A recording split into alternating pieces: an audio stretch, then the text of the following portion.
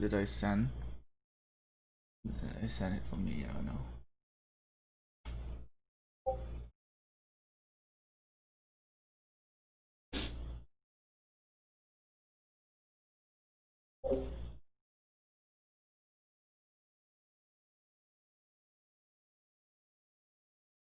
What's up, guys? Welcome to the live stream. Like, it's a very early for me. 6 a.m. right now, and my eyes are still closed. But I had to wake up. I had to wake up early for that. I think it's very unlikely we can win, but I still want to have that 5 golden sculptures. That's why I am up super early. And I think there was some miscommunication. So we have like 2 sub teams. We have a 2 sub team went to like sub alliance with like 30 members, and we don't have a member for the main team. So there was definitely some like a miscommunication going on, and now we only have a 21 players. We only have a 21 players, and we don't really have any planned. It's gonna be a fun arc, and we'll see what I can do, and maybe it kind of like gave people like some idea as well to what if your team, if you ever get yourself in a situation where you kind of like don't have enough member for your Ark of Osiris team and you have to face another team that have more players. I'll see what I can give you guys. I've never in a situation where I am not in a full team, so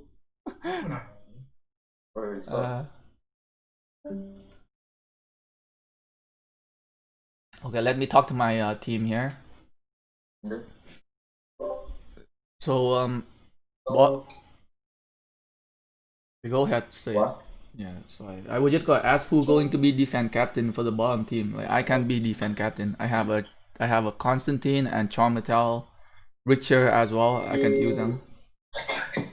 Then you can be the primary support by night, so you can be the garrison leader for the shrine, and APR will be the captain leader for the outer.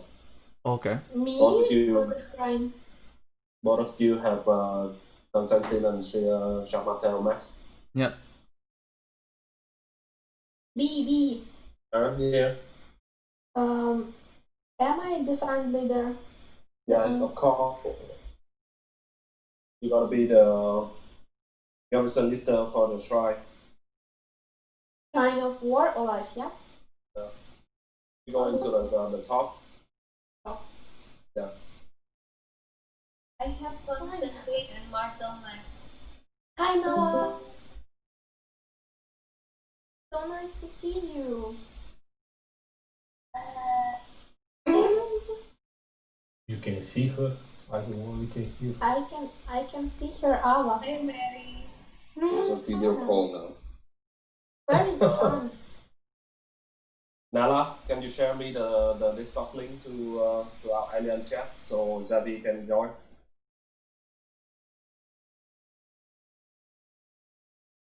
Can't hear you. Can someone share the Discord link on our alien chat so Zavi can join?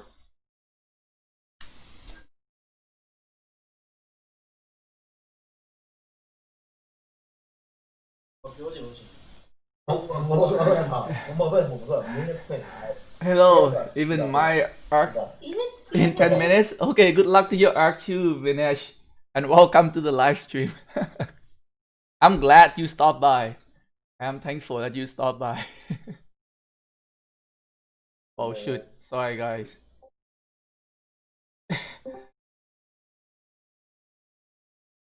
Yeah, well, Can someone share the Discord link to our alien chat?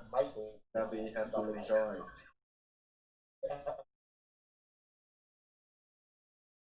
Is he streamer? so Ziri, my setup here. I have a Constantine and Charmatel for Garrison. Is he streamer? Guan Yu Leo for open field, Alex and Mulan open field as well. Richer and YSG and Jennings Khan and Takeda. Oh boy. Who's streaming? 5 minutes. You're so savage.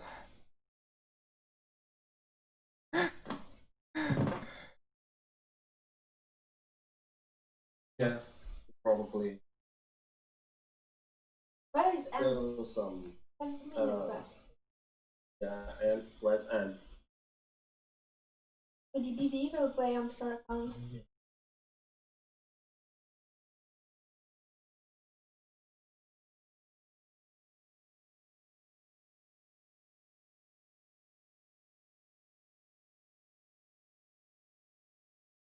Why so few people in Discord? I hope. God, no. What the hell? When we That's all were of playing a us. series where better.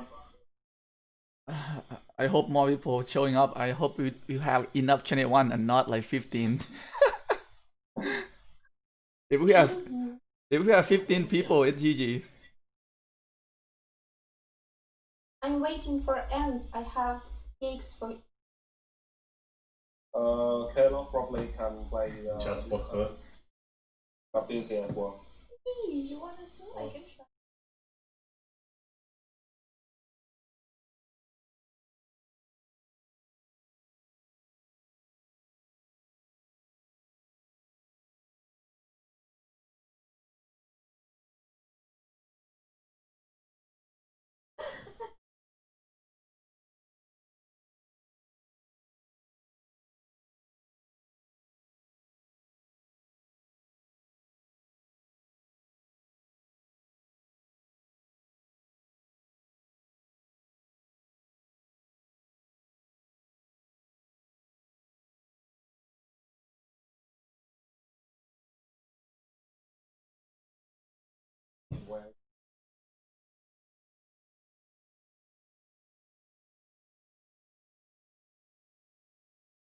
So for bottom team, who teleporting first? I guess I am one of the teleporter because I am defending one of the building. I'm gonna use device S on the first minute of the have 3. That's right away. Oh yeah, right. Wait until. They changed the. So we yeah. So basically, after we took Obelisk, we're gonna have teleport to use. Not gonna be a problem with teleport. Okay, okay. I will keep it here. Teleport.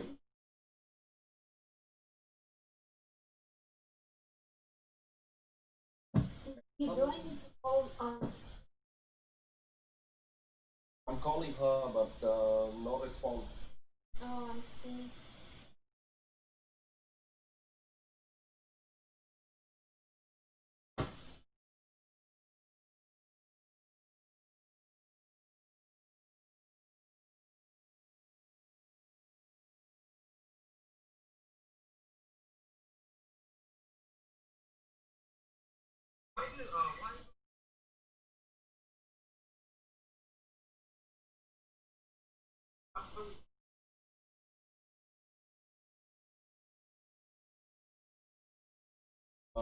The one is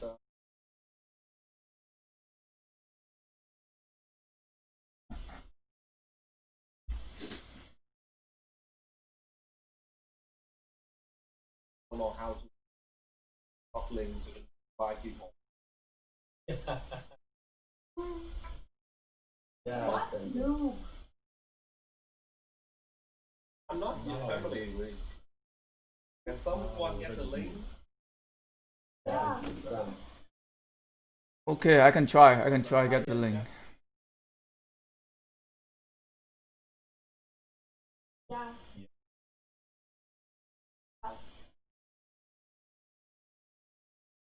Oh, okay. Yeah.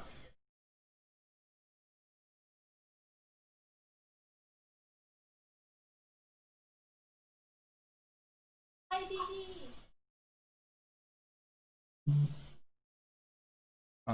Let me see. Did you guys get the? Oh. I can. Fuck shit. 1 minute. Okay. Okay. What is I am posting it in the chat. Oh, someone did already. Oh damn it. Forget it.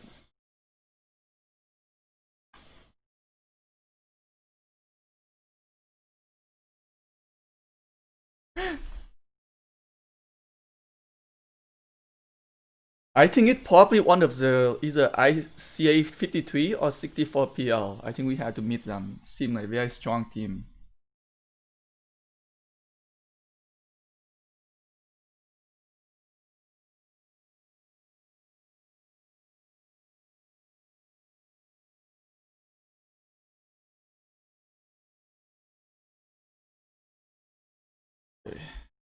Oh my. Um.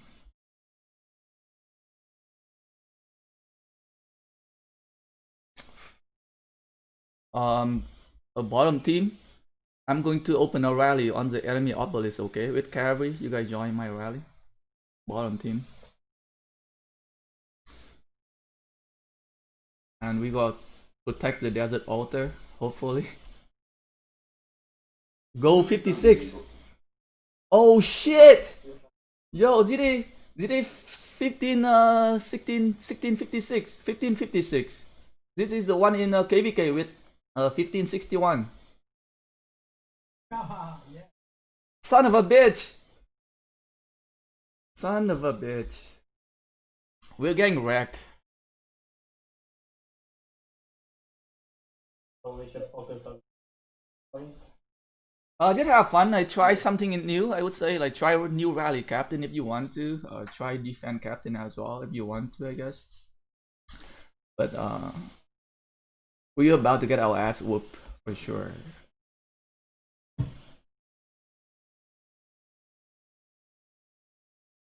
The fuck is this?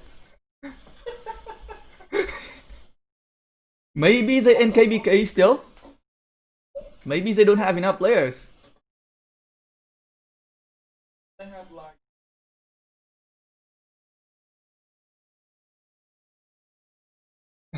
Oh, their alliance is 12 billion, so. But we can do this. We believe. We believe in HiVE. Never lose hope. 10K. 2, 4, 5. 2, 4, 6, 7. Well, we only have 14 players, guys. Where is everybody?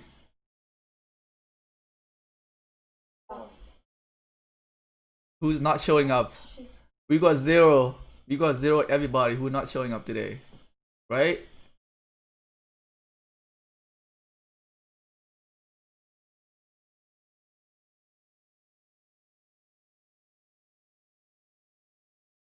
Maybe they got rally my city. Your best stuff, folks. Yeah. probably. Just pretty much strategy. How many people? About 50. Yo, bottom team, make sure. And, team.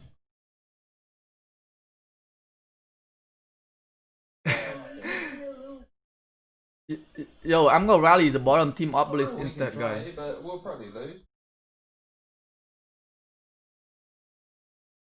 Infantry. What's the name?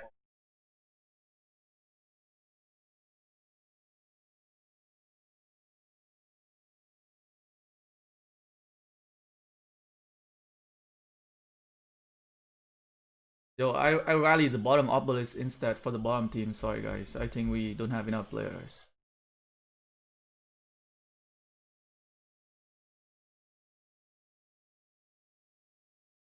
Kill it with cavalry, guys.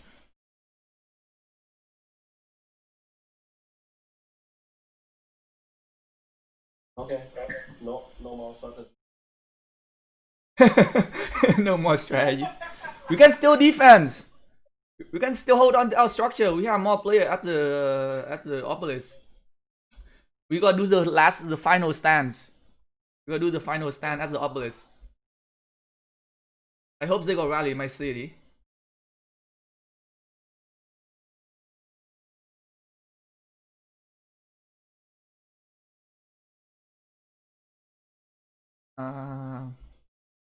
We have 14 players. Oh, they only had 22 players. Shit. Like if we had 21 players, we could have wins. They only had 22 players. Oh my god, guys.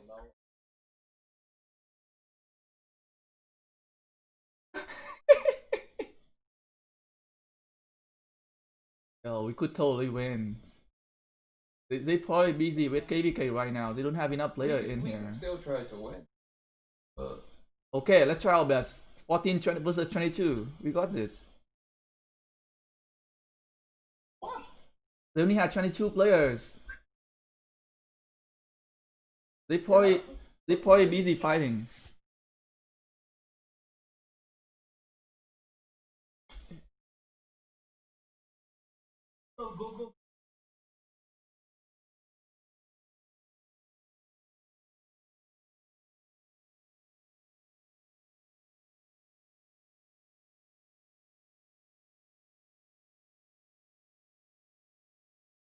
Not even. Oh, we stole the obelisk.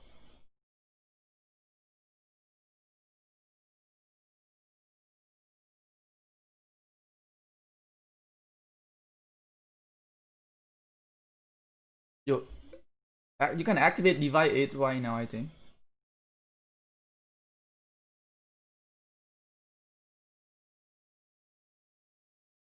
pick up the two. Potato, come back.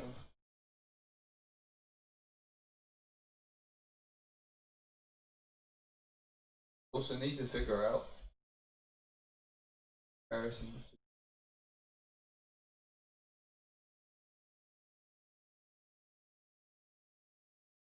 Back here. Bottom up.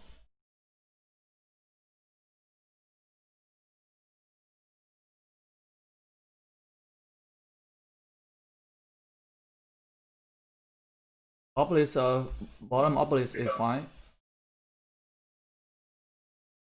Bottom obelisk is fine. Yeah, if they do it, that it's gonna be troll. It's gonna cancel. Their rally will die. Yeah, they cancel the rally. People are in there just trying to push up to the desert. Where? Because the rally was Everyone who's listen.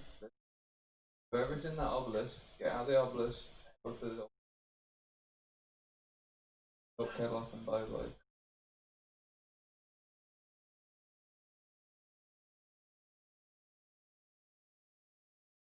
Over the top side. Everyone who's at the Shrine of War. The enemy desert war. Go go go go go.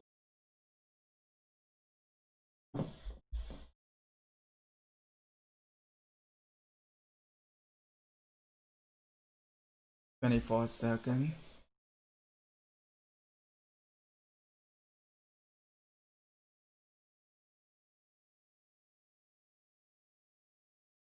Top side can teleport now.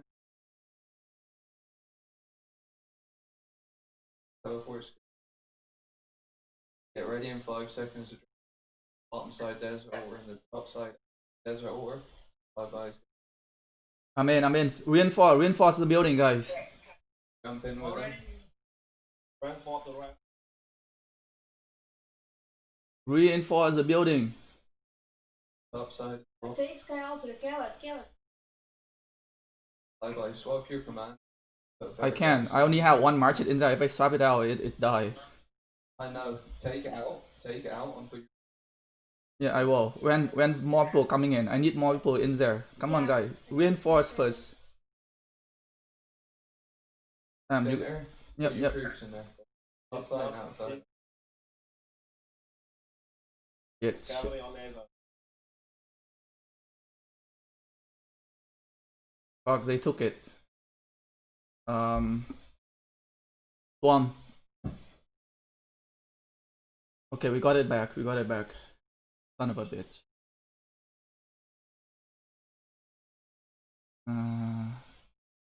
I'll put my garrison in there, in the desert altar, I guess. Or Shy. You want my garrison in the Shy, right? I'll put in the Shy. Yeah, it's not here.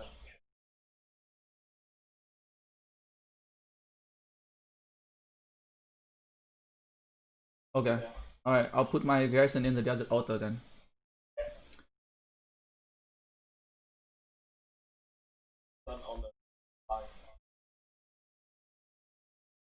Guys, trying to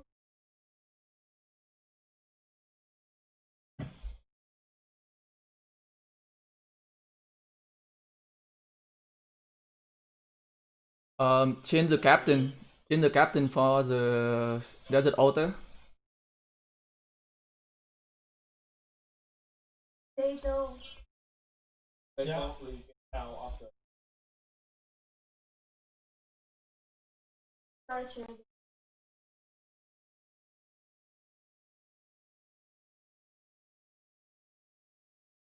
You save one teleport for me. I We need to teleport more up. people in the shrine alive. Like, Yo, activate divide 8, BR, divide 8, activate it.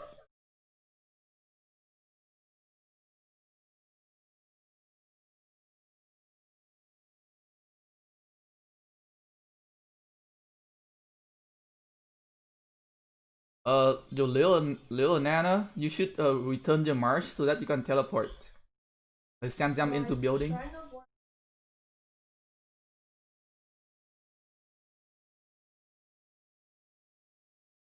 you smell bad, Mary.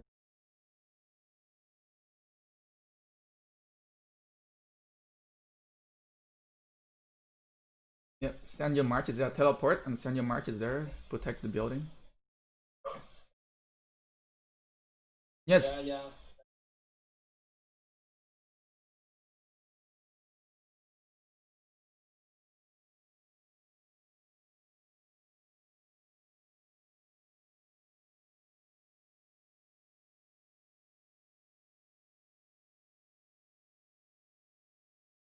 it only have a single rally.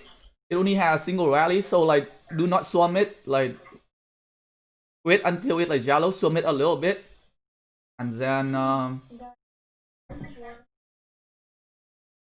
Yeah, on the front.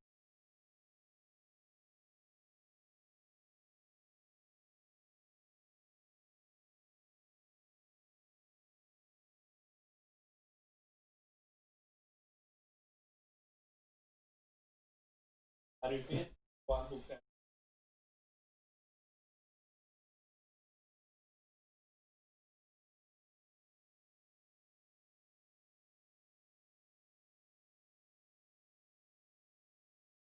Okay, sorry. yo, don't swarm the Attila Takeda at Strive Live. Don't swarm it, leave it, guy. Don't swarm the Attila Takeda. Oh my god. Like, don't, if it's dying, don't swarm it. Can you guys change the captain at the desert altar?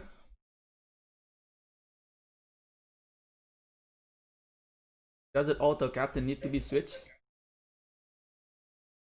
I think we need to go to the center. 2 minutes for the arc. Start walking towards. Forget the R.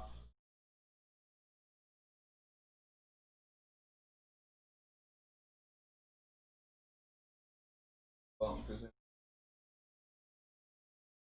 We are coming. Bottom team, go to the center.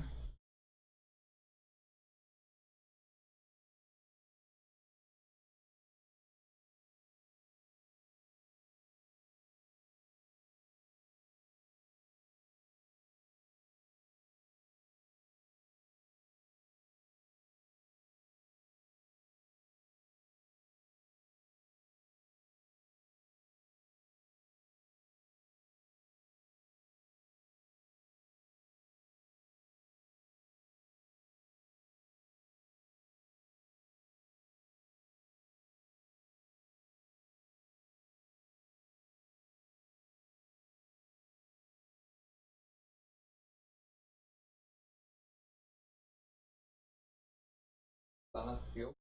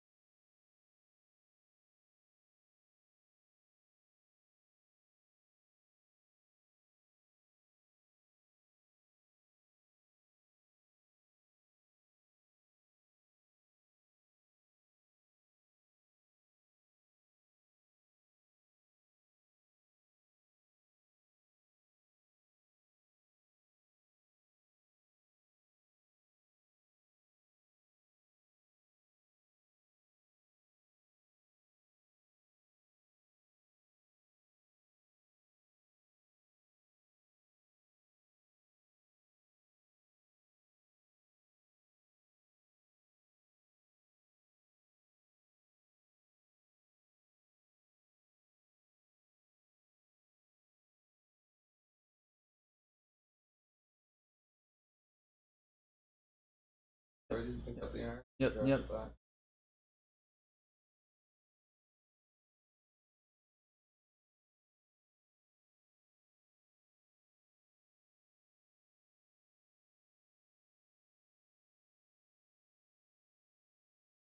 Yeah, they got it first.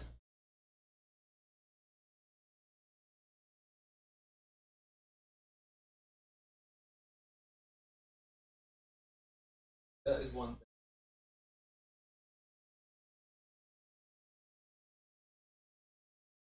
Stop fucking around, fighting. And you would you don't stop fucking around.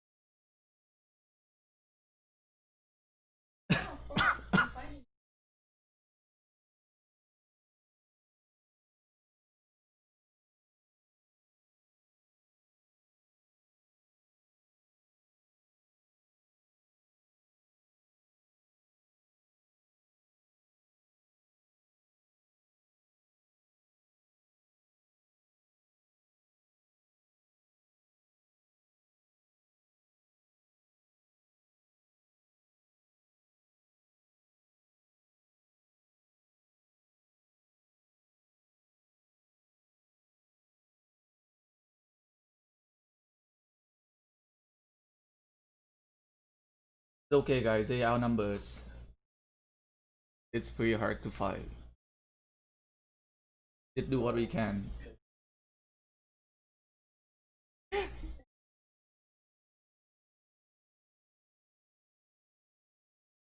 Can you guys reinforce my desert altar from bottom team? Did you guys like YouTube dying, returning? Can you send marches in there? Get reinforce. Refresh.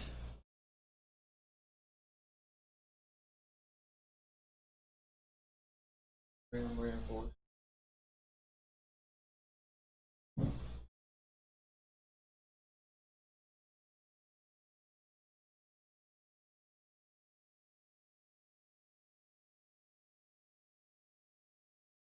Tomorus, can you send your marches inside instead of fighting outside? Send in anything. Already have one inside. Refresh. Pull it out, and put the new one in. It's too late. It could be too late. Oh shit, too late. What can I use to rally?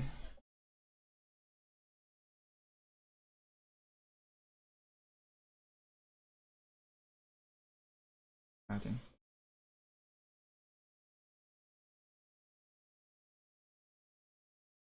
Who can rally the desert altar at the bottom?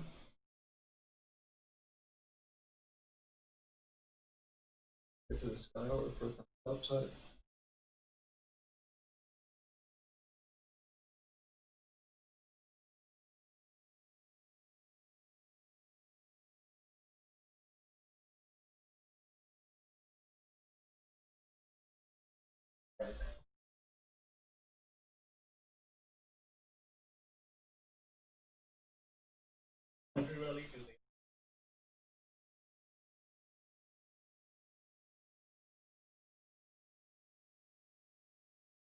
Join my infantry rally, please, guy.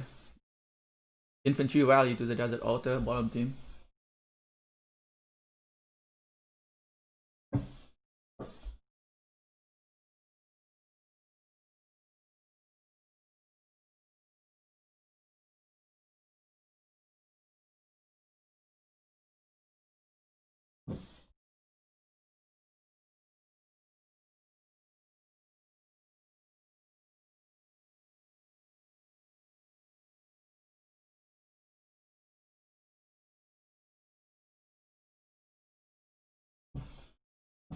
Fill the rally, please. Fill the rally with infantry, guys. Whoever's microphone that is fucking.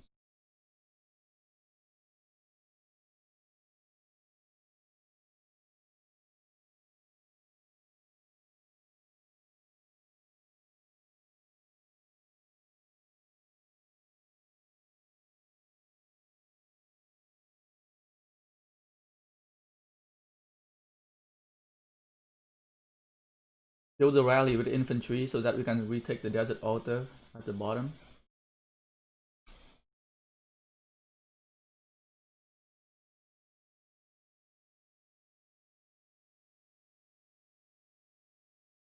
If you haven't joined the rally yet, stay nearby to reinforce the rally.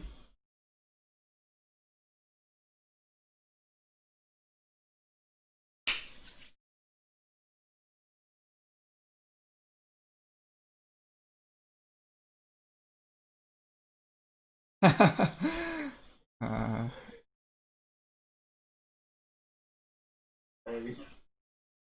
Swarm the desert altar. For me now. If you nearby the desert altar, swarm it.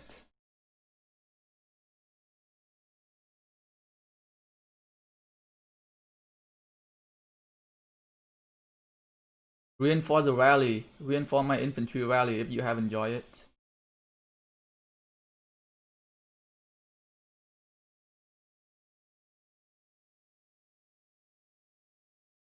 Shit.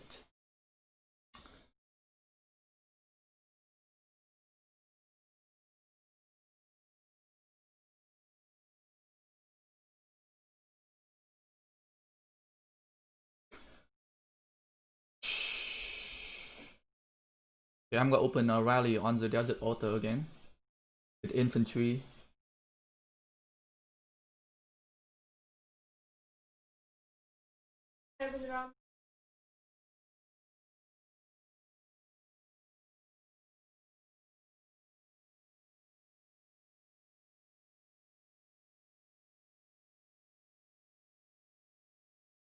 Fill the rally with infantry, guys.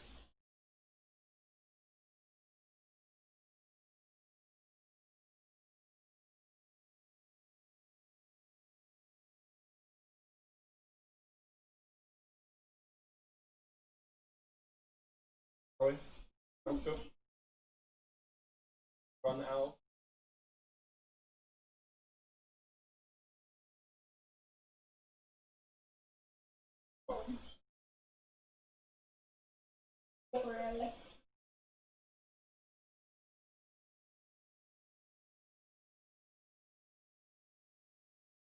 Funny.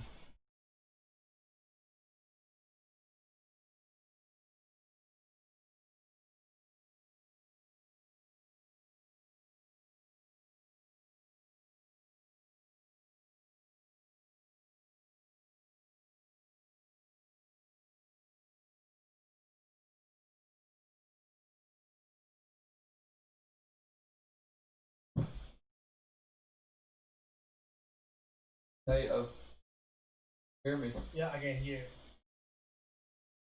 Put your fucking microphone.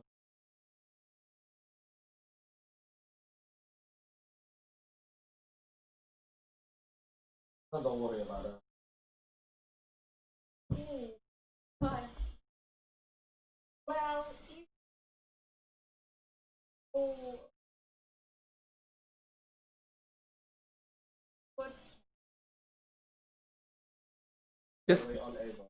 Just stay for the golden sculpture. If you get out, I don't think you can get the golden sculpture. Right? You still get 5 for losing. So.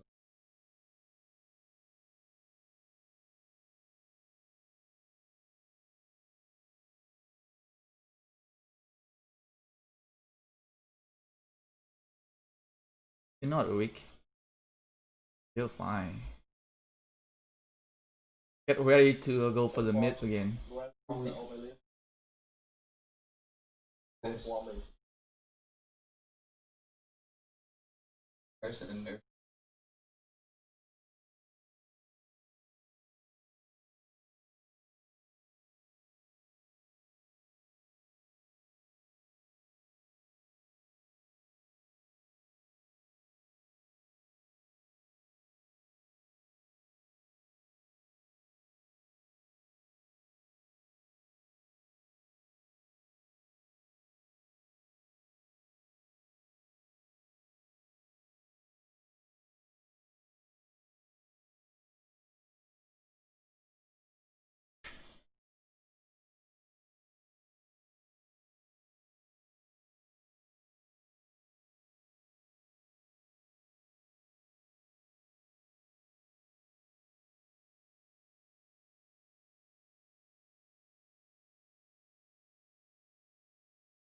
They rallying the bottom team obelisk.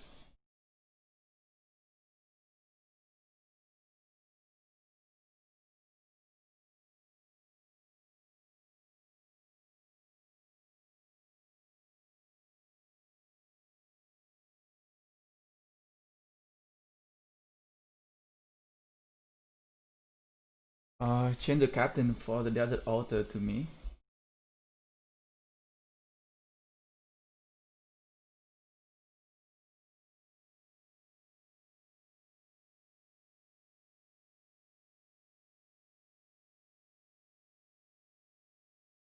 Talk to you.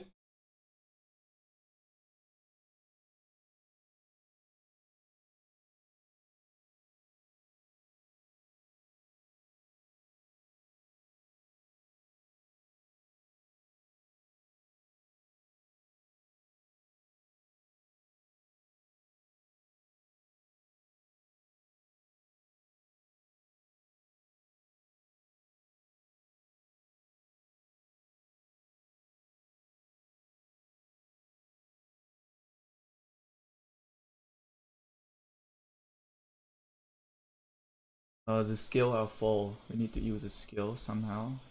And skills.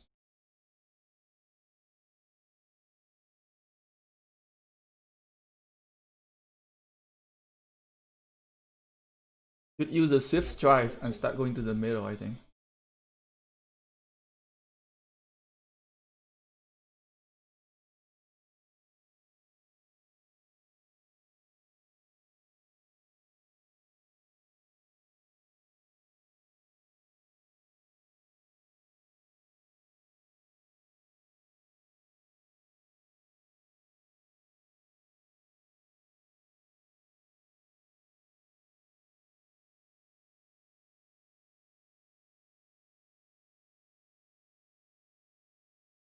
Yo, Lil Nana, start moving to the center.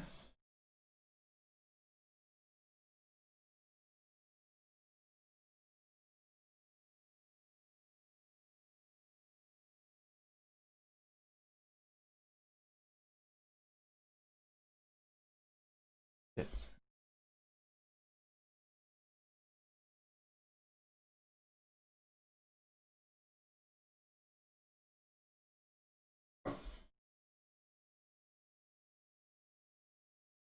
Yo, Golden Sea, pick up the Ark first. Pick up the Ark. Pick up the Ark, Golden Sea. Yo, swift strike. We go grab the Ark. We go run first. Come on. Who can use skill? Swift strike guy. Come on. And then use that fast marches on him. Use that fast marches on Golden Sea.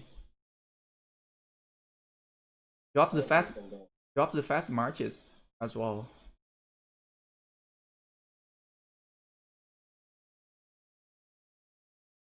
With that. Yo. Right? Ah shit. Yes. Rally on that.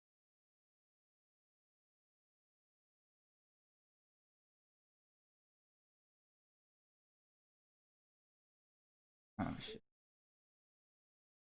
Ah. No point rallying it. They keep one fucking army in it. Realize you just attack it. Realize there's like 20 back.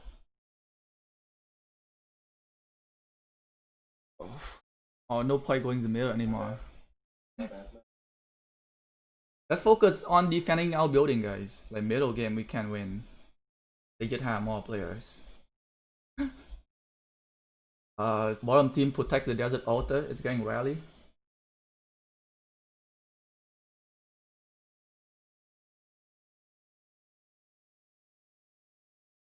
Hey, or you keep it. What you're supposed to be doing.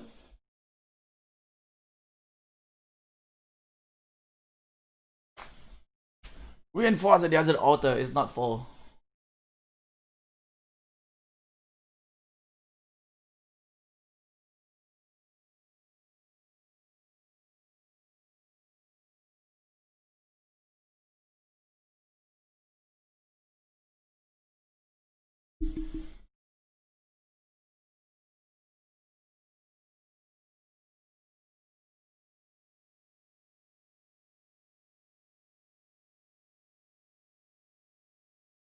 focus on reinforcing the desert altar.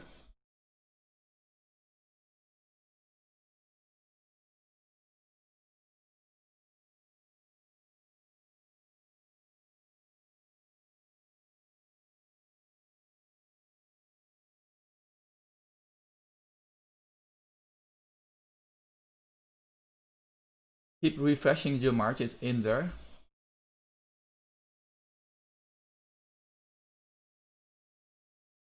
Keep refreshing your marches in the desert altar. Ah, shoot. It went down.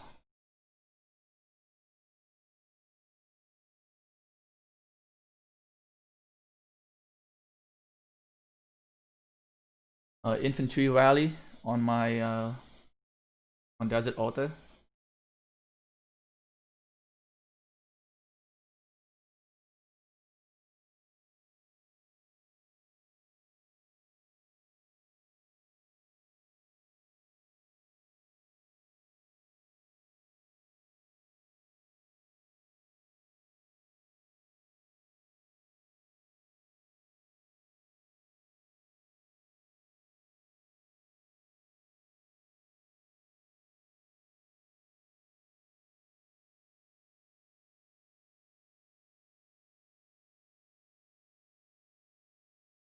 Kill my rally with the infantry.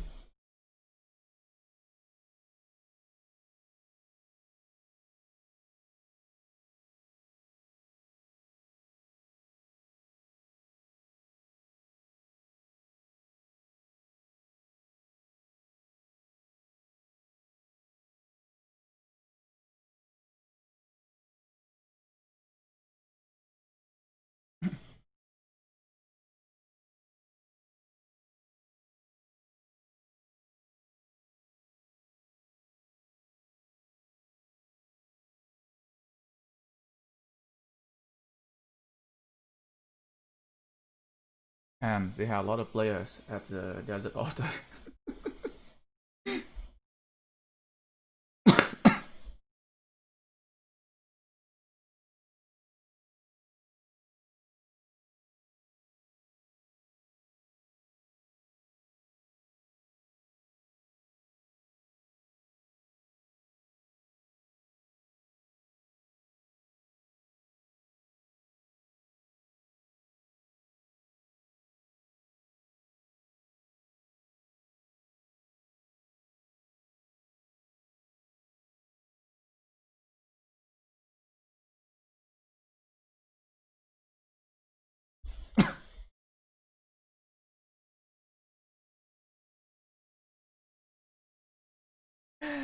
My rally went down like fucking 10 seconds.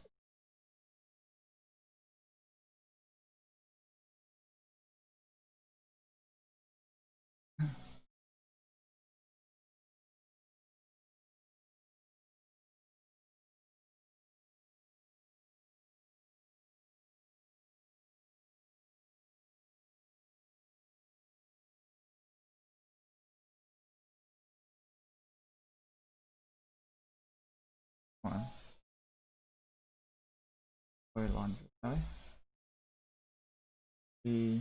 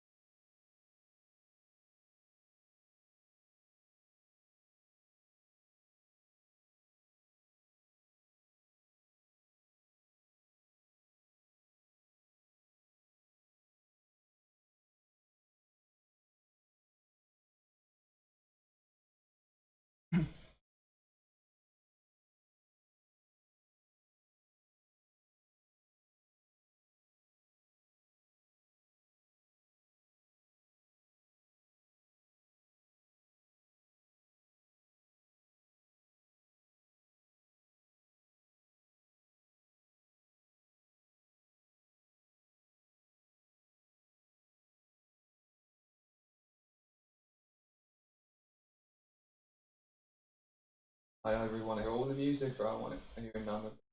Hearing one bit every 10 And It's- on the boat. not working out for me.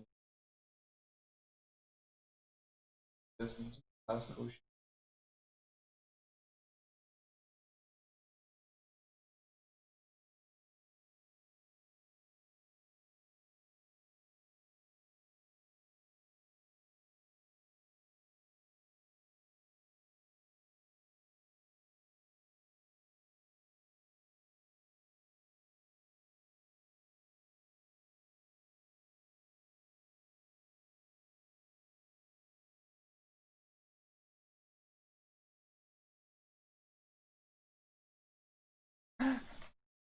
Need to use alliance skill more, yes. I don't know. We just have a.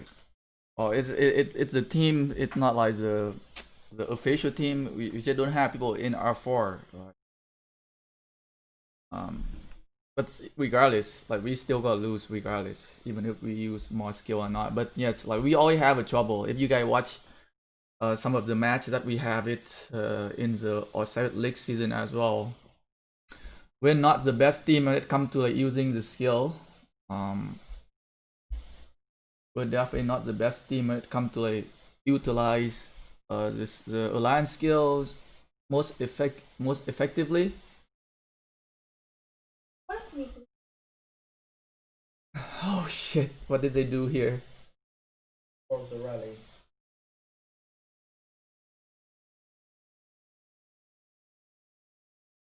Or maybe like one of the R4 or two of the R4, they just like, hey, we're done with it match, and they probably left. Was that nobody using the skill right now?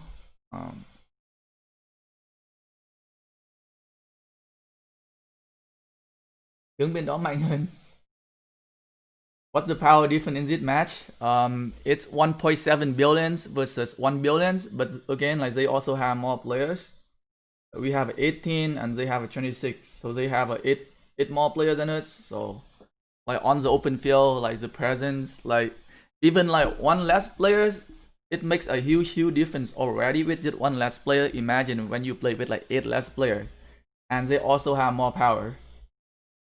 As I was hoping the matchup gonna be like, hey, we gonna have 1 billion, but we gonna match up with like a weaker team, and then we can have 20 players versus like 30 players who are weaker than us.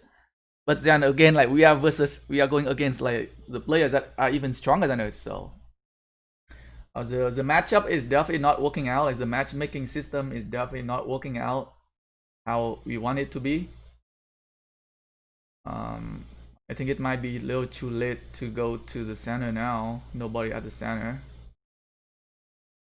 45 seconds. I don't think I'll be able to get there fast enough.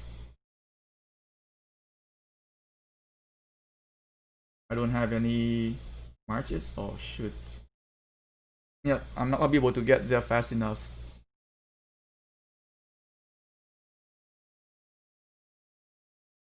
People at the desert altar. Can you guys go to the center or no? No, too late. The arc is gone. No point. Let's just hold on to our structure, I guess. Let me reinforce this building with not this one.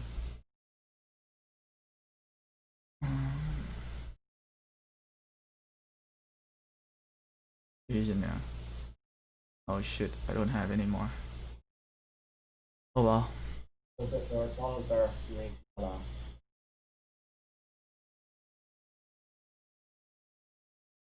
Let's try to hold on to our building, I guess. Middle game is pretty much GG.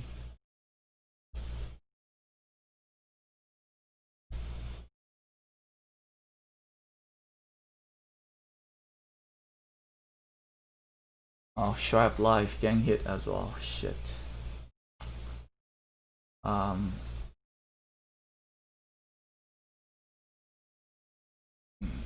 Not gonna be fast enough to get there. Crap.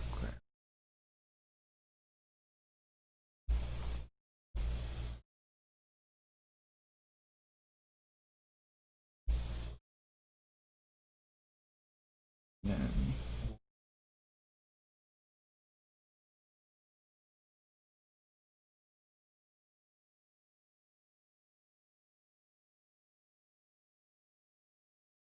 guess you're talking about the bottom side, because the top side is too late for that, brother. Yeah. Okay, guys, I will go flying, guys. I need to go. Enjoy yourself, Okay. Mary. Thank you. Bye bye, BB. Bye bye, B. Bye bye, C. Bye bye, everyone.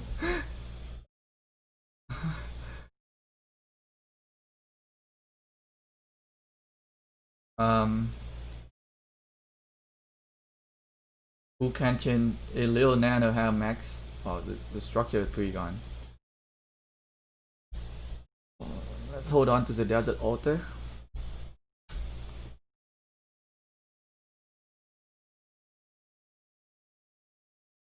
Rally.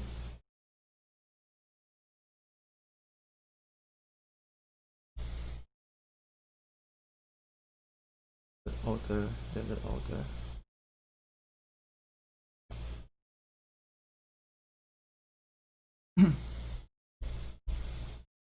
Oh, we lost the obelisk. Shit.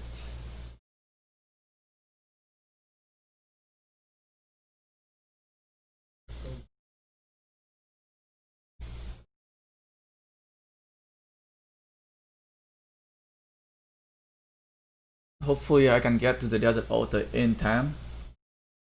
Hopefully. Who's here? 15,000. I'm gonna attack it here. Reinforce fast enough. Get inside. Nope. It's too late. We're too late.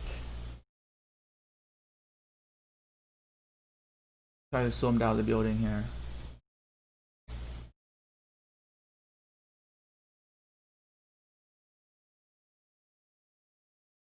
We're too late.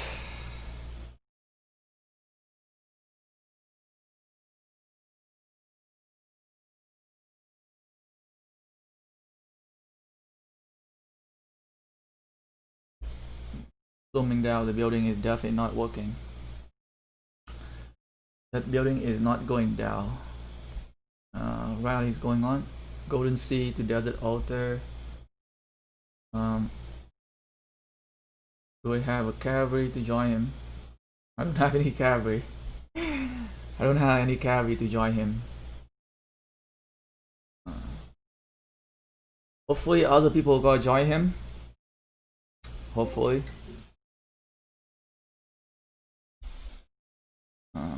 Shit. Legionnaire. Bringing out the sieges. I am bringing out the sieges here.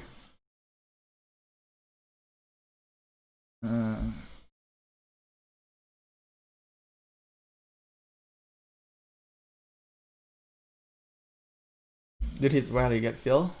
120,000. Maybe I can swim along the rally. Maybe I can swim along the rally. The rally is coming.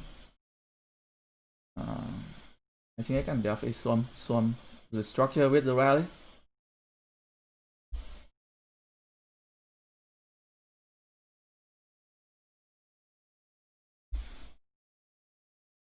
Start swimming it here. Do we have another march that can max? I'm running out of troops.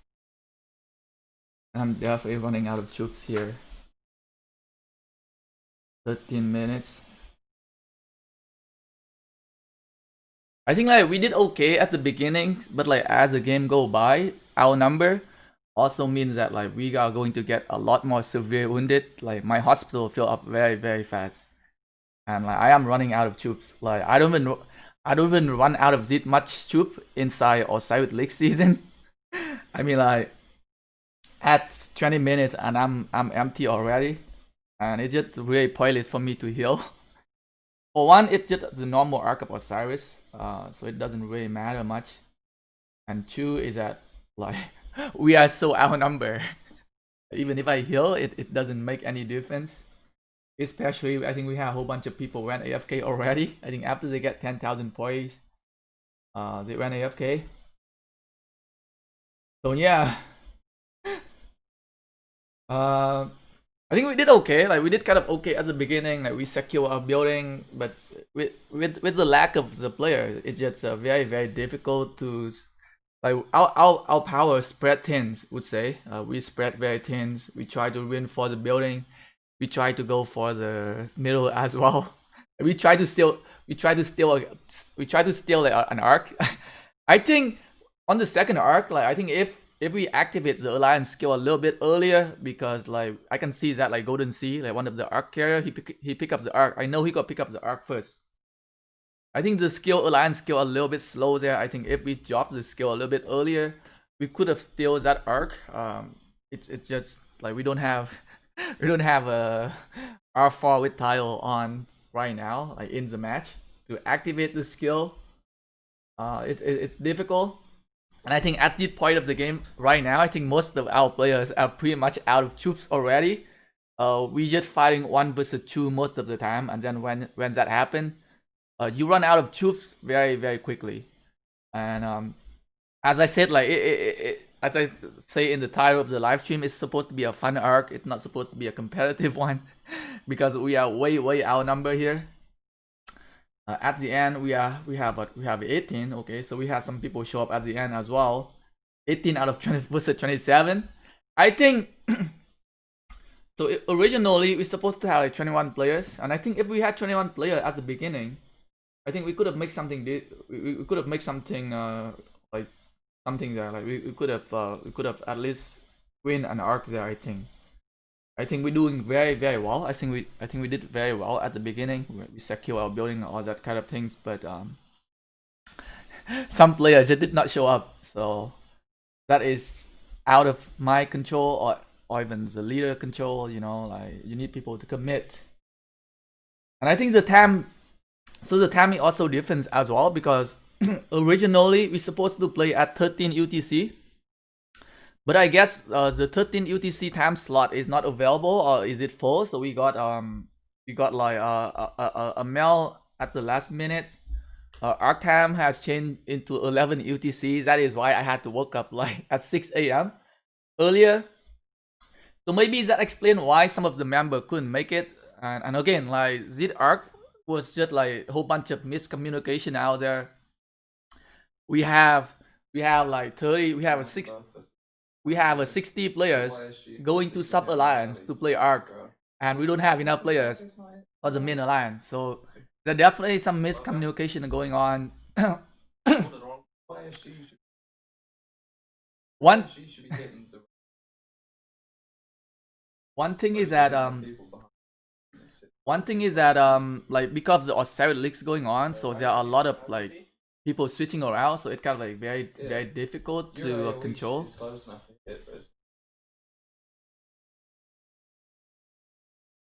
Reinforce this.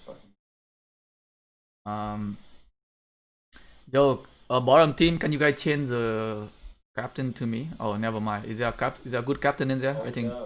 Yeah, it's good. It's good. Oh, is it now? Maybe it was too many people. Let's hold on to our obelisk. Let's try to hold on to our last building here, the obelisk.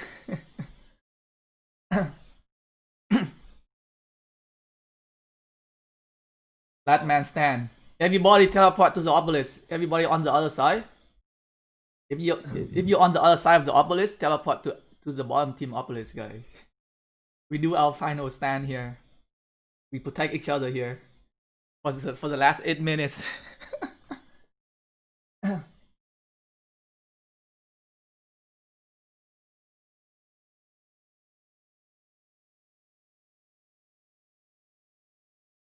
Bye. Can you try Belisarius pair match in Osiris? Like for what? For hitting? Belisarius is usually used for like arc carrier. So you want to pair Belisarius with someone who has defense. So you want to pair Belisarius with like either Saladin, so that he can tank more, or Takeda, so that can be your arc carrier. You don't use Belisarius in the Ark of Osiris as the primary commanders. Oh shit, they're rallying my city. Fuck.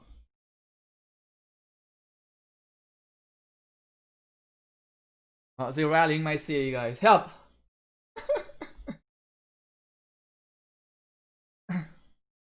Reinforce! Reinforce my city. Don't oh shit, I need to change the captain. Who is my garrison captain? I got Chombatal and change it to Chombatal and Wyatt and Constantine. So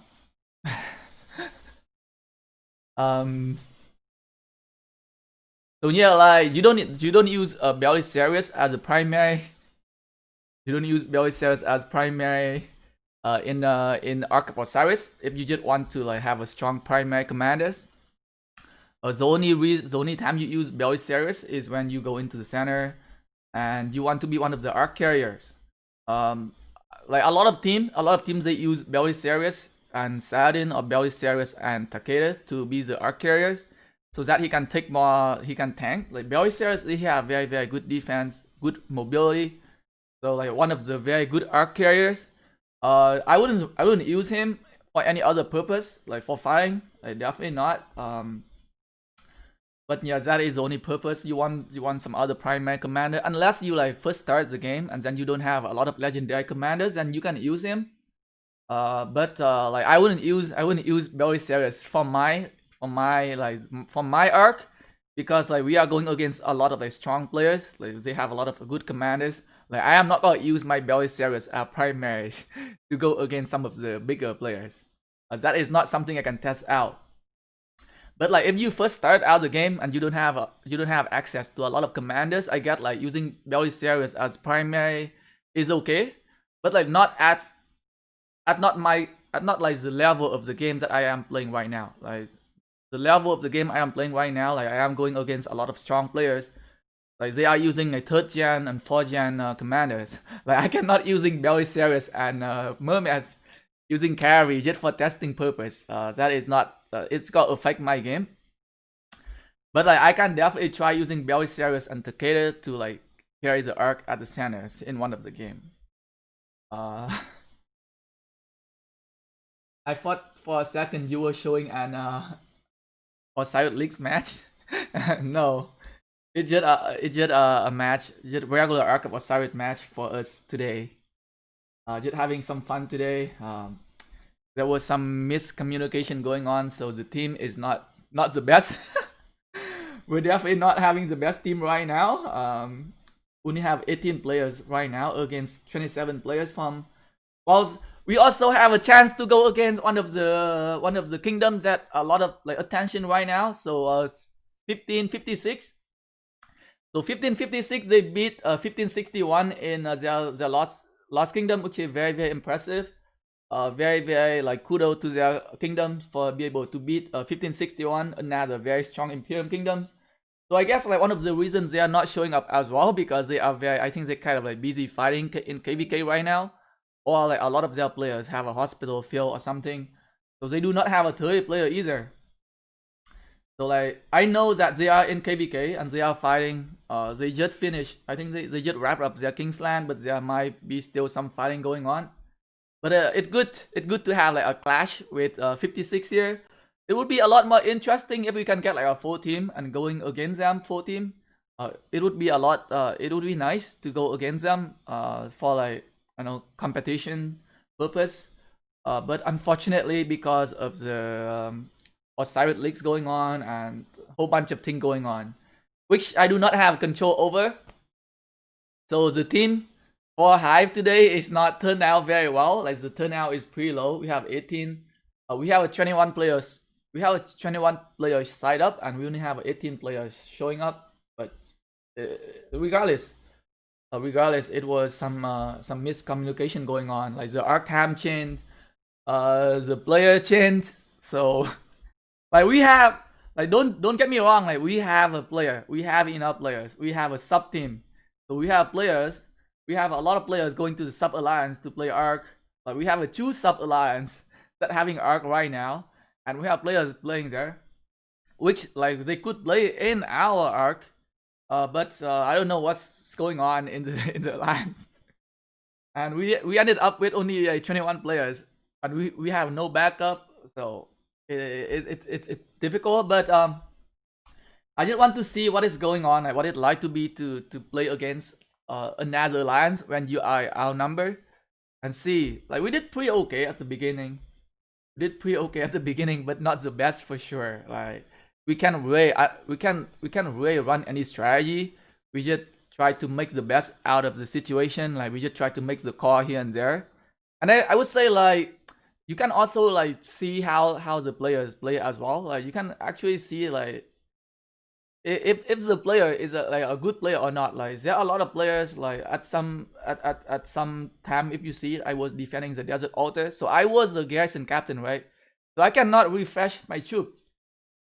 But like if you're not a garrison captain, like you shouldn't need me to ask you to refresh the troop inside the building, because that is, it's just like going to your head like this. Hey, if I have marches in there and my march is low in HP, I should refresh it. I should use the march, attack the rally, and I should putting a full marches inside the building again. Like I wouldn't need to ask people to do that. It should just come to you. Like you should have enough experience to know that how it's supposed to be. I don't need to ask you to do it. It just but I think that there definitely some players they still lack experience. So I'm getting someone attacking my city. Someone is soloing my city here with like 1 minute left, but it kind of try to get a better idea about like the players. Definitely some players in the alliance is still still lacking the experience. Like a lot of time it's all about like the decision making, like what you can do, and it's all come with time. Like the more you play, the more experience you gain, and you kind of know like what in a certain situation what best course of action you should take, I guess. Should you go to the building, should you go to this building, or should you go to the middle? Sometimes it's just a matter of like experience for you to be able to decide, for you to be able to make the right call there. So yeah, like keep playing. Like don't be afraid to be like, hey, I'm not good enough. The more you play, doesn't matter. Like even if it's like a very one-sided game, the more you play, the more you learn about the game, and also experience got come in handy when it comes to it later on when you play in, when you want kind of like up your game a little bit, when you try to go, hey, our alliance team pretty good. That gave it a try to like into like Ark of Osiris, in Osiris leagues or something. We almost had them. We had under pressure. Definitely, we did well. Like we did well at the beginning. Like we just run out of troops easily because we're doing 1 versus 2. We're getting a lot of severe wounded, so it expected. But we need to zero the people who not showing up today, right, guys? We gotta check the list. Whoever not showing up, we gotta zero their city with Attila Takeda. Hello, you guys. Fun time with you guys. We have fun. Bye. Bye, everybody. But yeah, like a lot of time, like in Ark of Osiris, just play it. Like sometimes you can try out new strategy as well, and you learn. Like failure is marker of success, if you guys ever heard of it. So like just because your team lose, and okay, sometimes it's another thing. So some team when you lose, like you can work it out. You can like go together. You can discuss of what's going on. But like one thing I hate about it, is when I'm in a team that they don't want to change. Like when they have a things that not like perfectly working out, and then they refuse to change, or they just refuse to take like criticism. Like they just cannot take those criticism. For example, like one of the member from my previous from the alliance I previously run the Ark, I assigned that player for like gathering provisioning, and like his provisioning was not high enough, and then I just come to him and like, hey, yo, why your provisioning point so low? And he kind of get offended. I like, hey, like I am just going after the player, like as a one player, as a person who running the team. Like it's my job to go and check on everybody's performance to see what's going on. Like you could tell me, hey, my provisioning get attacked a lot or whatever, but then again, like if I assign you to do provisionings and like other people getting 4,000 and you getting 1,500. That is way below my expectation, and it is something for me to check up on you. And like for you to get offended over something like that, and for you to think that I don't think you try hard enough, it's just, I don't know, like it's just pretty difficult. Like for me, like when I run my Ark of Osiris, or even like Osiris League season, it's always like, doesn't matter win or lose. Like I always go back and check on like everybody performance, like going to the stats. If you can look to the stats here, the list of member, you kind of get an idea. So you can get an idea of see like how the people perform, and it's good to check up on them to see what's going on. But that's how I do it. And in the previous alliance, I don't know, like they think that like I'm too much. I think in a term I giving them like too much like criticism, and they just couldn't handle it, and there was some drama going on, and I don't really want to get myself into just drama. I used to run my Ark team in Kingdom 1291, and like I used to shit on people all the time. Like if you don't do your job, you got expect to get shit from me, because like I expect you to perform like a certain, like you need to meet a certain expectation from me for you to be in the team. And if you are performing below the expectation, you are either trying to learn more about the game or get out. But like when I took over the previous like Ark from the previous alliance, it just like I'm not someone who been into that alliance for a long time. So I guess what I say like doesn't have the very I would say whatever I say doesn't have very good impact on the people, because like they are too, I think they were just a little bit too comfortable with how the Ark will run there, and I would too mean. I would too mean for that team. So like I love that I love the alliance, but it just doesn't feel like a good fit for me, for like, because I want to focus more on like having good like Ark of Osiris match. That is why I left. That is why I am staying in HiVE right now. It's not hating on anybody. I love everybody. Just I just prefer a little bit more like competitive team when it comes to like Ark of Osiris or like Osiris League season. It means that like, hey, we need people. You need people to take shit from like people. You know, you gotta be able to take criticism, all that kind of things. Low spender commander good for player, more 600 days. What do you mean? What do you mean low spender commander good for player, more 600 days? I'm not 100% sure. Tài Nguyễn à, hỏi tiếng Việt đi. Tài Nguyễn hỏi tiếng Việt đi, mình hiểu tiếng Việt mà. Không hiểu ông nói cái gì đâu. Are you going to be in VC in 30 minutes? Oh shit, Peerless. Yeah, I will. Okay, let's I guess I can live streaming the Peerless as well. I guess I can stay on the live stream in case anybody want to ask me anything. I can talk about the Ark of Osiris match as well. Let me log into my other account. Actually, let me send out my gather first. So yeah, like I think we did pretty okay today for the amount of players we have, and it's supposed to be a fun one anyway. So not like I wasn't hoping to win. Like the moment I see the matchup, like, oh shit, it's GG. It's like 1.7 billion, like 30 players versus 1 billion. It's like a huge difference there. That is why I say it's gonna be a fun match there. But it would be nice if we can go like a 4 team versus 4 team against 1556. It would be nice to go against them, but it definitely did not work out as I hoped.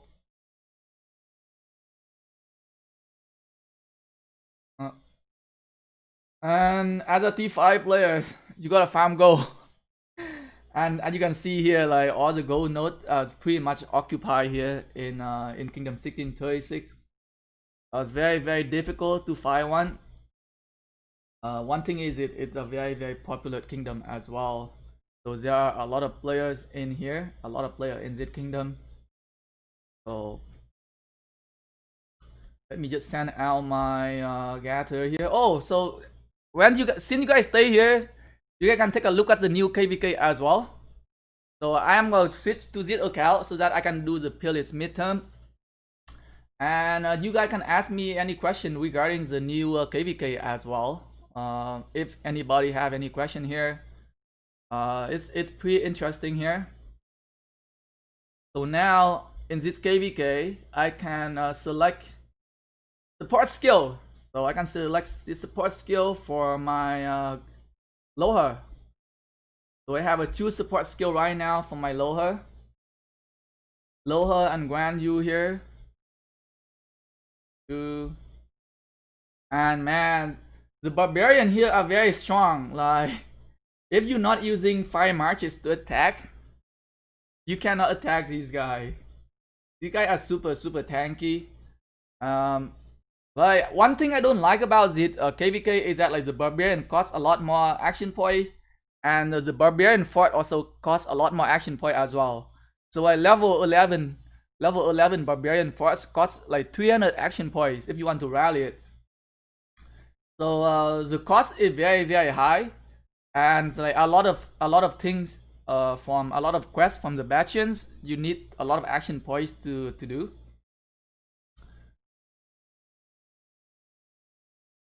Let me join my Discord channel here for peerless, that I don't forget.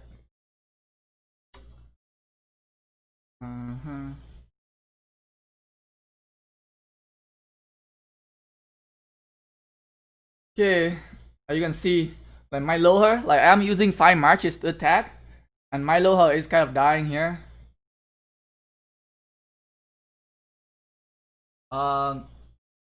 Call91 missed you in the last KvK. We lost, but you would have been proud of Tech and your old crews. I follow, like I keep an eye on you guys. I know Tecton took Tecton took on quite a lot of rallies. Like he sent me some of his video as well, and I think you guys did well. Like for an old kingdoms. Like unfortunately, I know like I would say there are a lot of like casual players, or like inactive or semi-inactive players in Kingdom 1291s.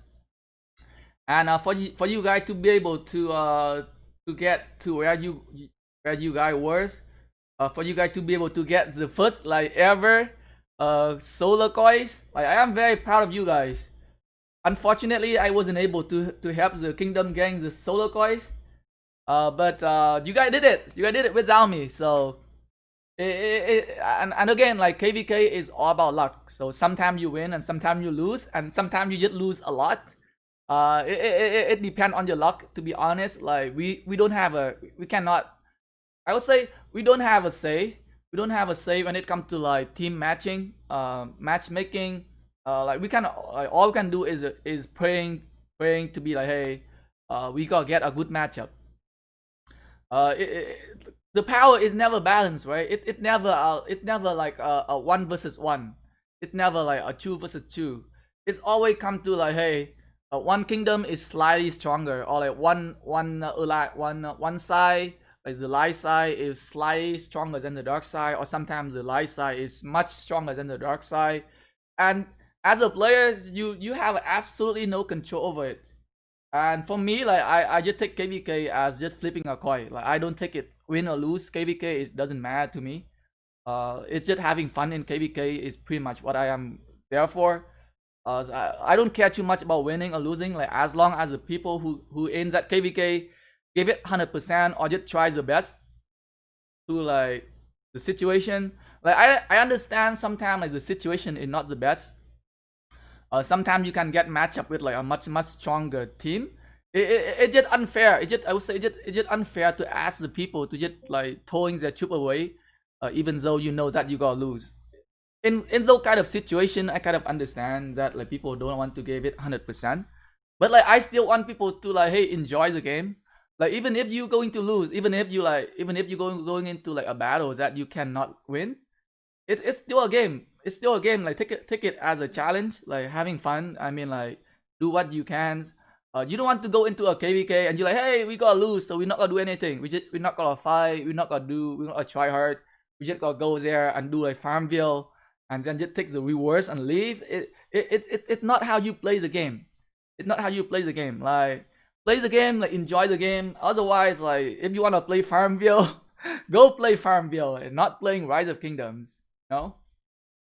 But like again, like it depends on the players. Like it depends on the players in your kingdoms. Like some kingdoms they got lucky. Like they got a lot of like players who are very I would say very like fighting oriented. So they want to play the game so that they can fight. They want to play the game so that they can war with other kingdoms, and they don't care about winning or losing.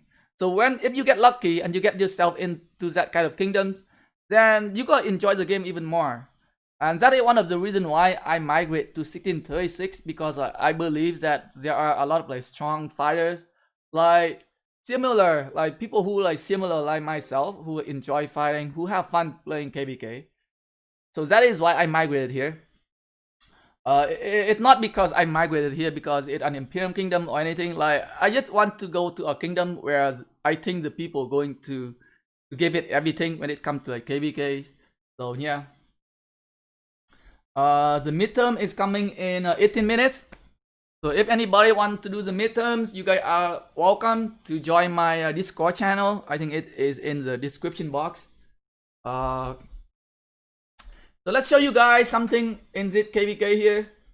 So there is a Crusader Fortress. So if you occupy the Crusader Fortress, you get one more coalition members. So as of right now, I am in a K2 coalition here. So there is a new tab. So for the new KvKs, there is a new tab here called Coalition. And you can view the number of alliance in your coalition here. So as of right now, so after we occupy the Crusader Fortress, so originally we only have a 2 alliance in this coalition. But because we occupy the Crusader Fortress, we getting an additional alliance here, which is KOG, which is another alliance from Kingdom 1. One thing I don't know is that like, it say here that if you occupy the Crusader Fortress, you gain 1 additional coalition member. So imagine, let's say we have a 3 alliance right now in our coalition. What if some other alliance occupy it? What happened to the other coalition alliance? Do they get kicked out automatically or what? I don't know what's going to happen there. But I don't have the question for that, but that is something that I actually think of what's going to happen. And in this KvK, you gotta have to spend a lot of time like scouting. So you have to spend a lot of time scouting so that you can like unclear all of the fox area here. So as of right now, it looks pretty messy here for me. So I am just trying to clear the fog area for my next zone first. And I'm also trying to clear the next area for the other camp zone as well. Let me send some more scout out here so that I can clear more. And as of right now, there are no like allies announcement yet. So I don't know what's going to happen. I haven't heard anything back. What is it? Mail is all about. Please stay tuned for it. Busy, I don't know. So as of right now, so there are 4 camps. There are 4 camps in this KvK, and as of right now, there is absolutely zero talk about who's going to be our allies. Is it Kingdom 1, Kingdom 2 going to versus other 4 camps? And I think the map layouts looking very interesting. I would say, the map layouts. You have access. You can do 1 versus 1. You can do 1 versus 1 with any of other camp.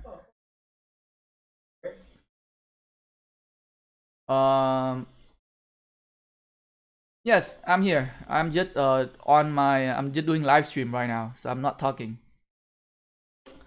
So here, like in the KvK map, you have an option.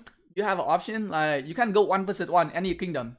So like Kingdom 2, like we don't have to do 1 versus 2. So we can just like go either right side or left side, or we can go both. Like if we think we can take on like 2 camp at the same time, we have an option. So we have option here. So you will always have a you will always have option to do 1 versus 1 other camp. So which is very, very good, I would say. Unlike the other KvK where you had to do like 1 versus 2 sometime, or even 1 versus 3.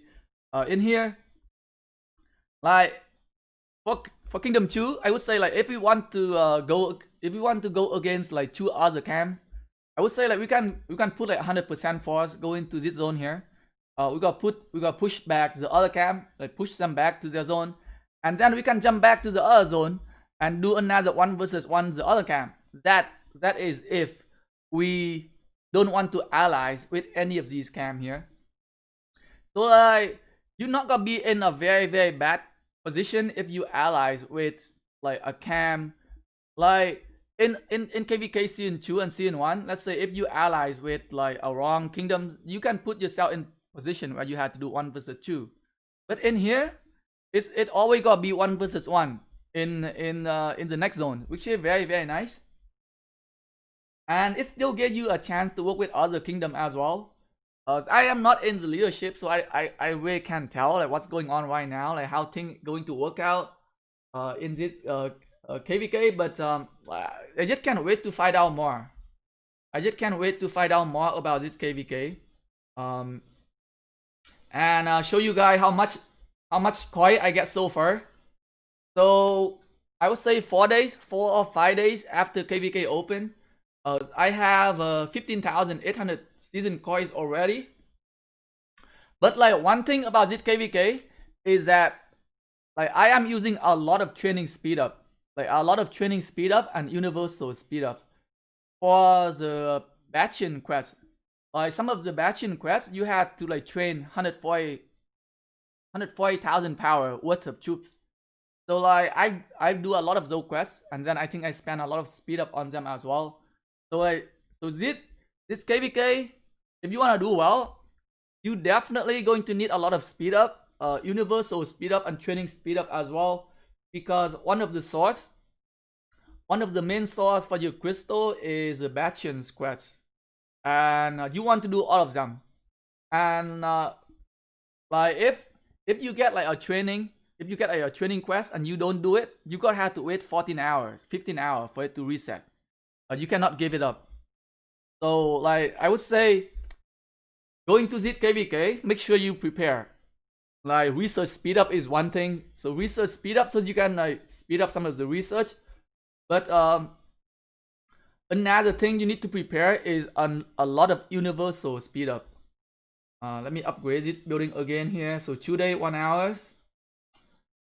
Let's upgrade it building as well. 2 day 1 hours. I am trying to focus on like upgrading the crystal mine here. At max level, I can get 8,000 crystal every hour, which is nice.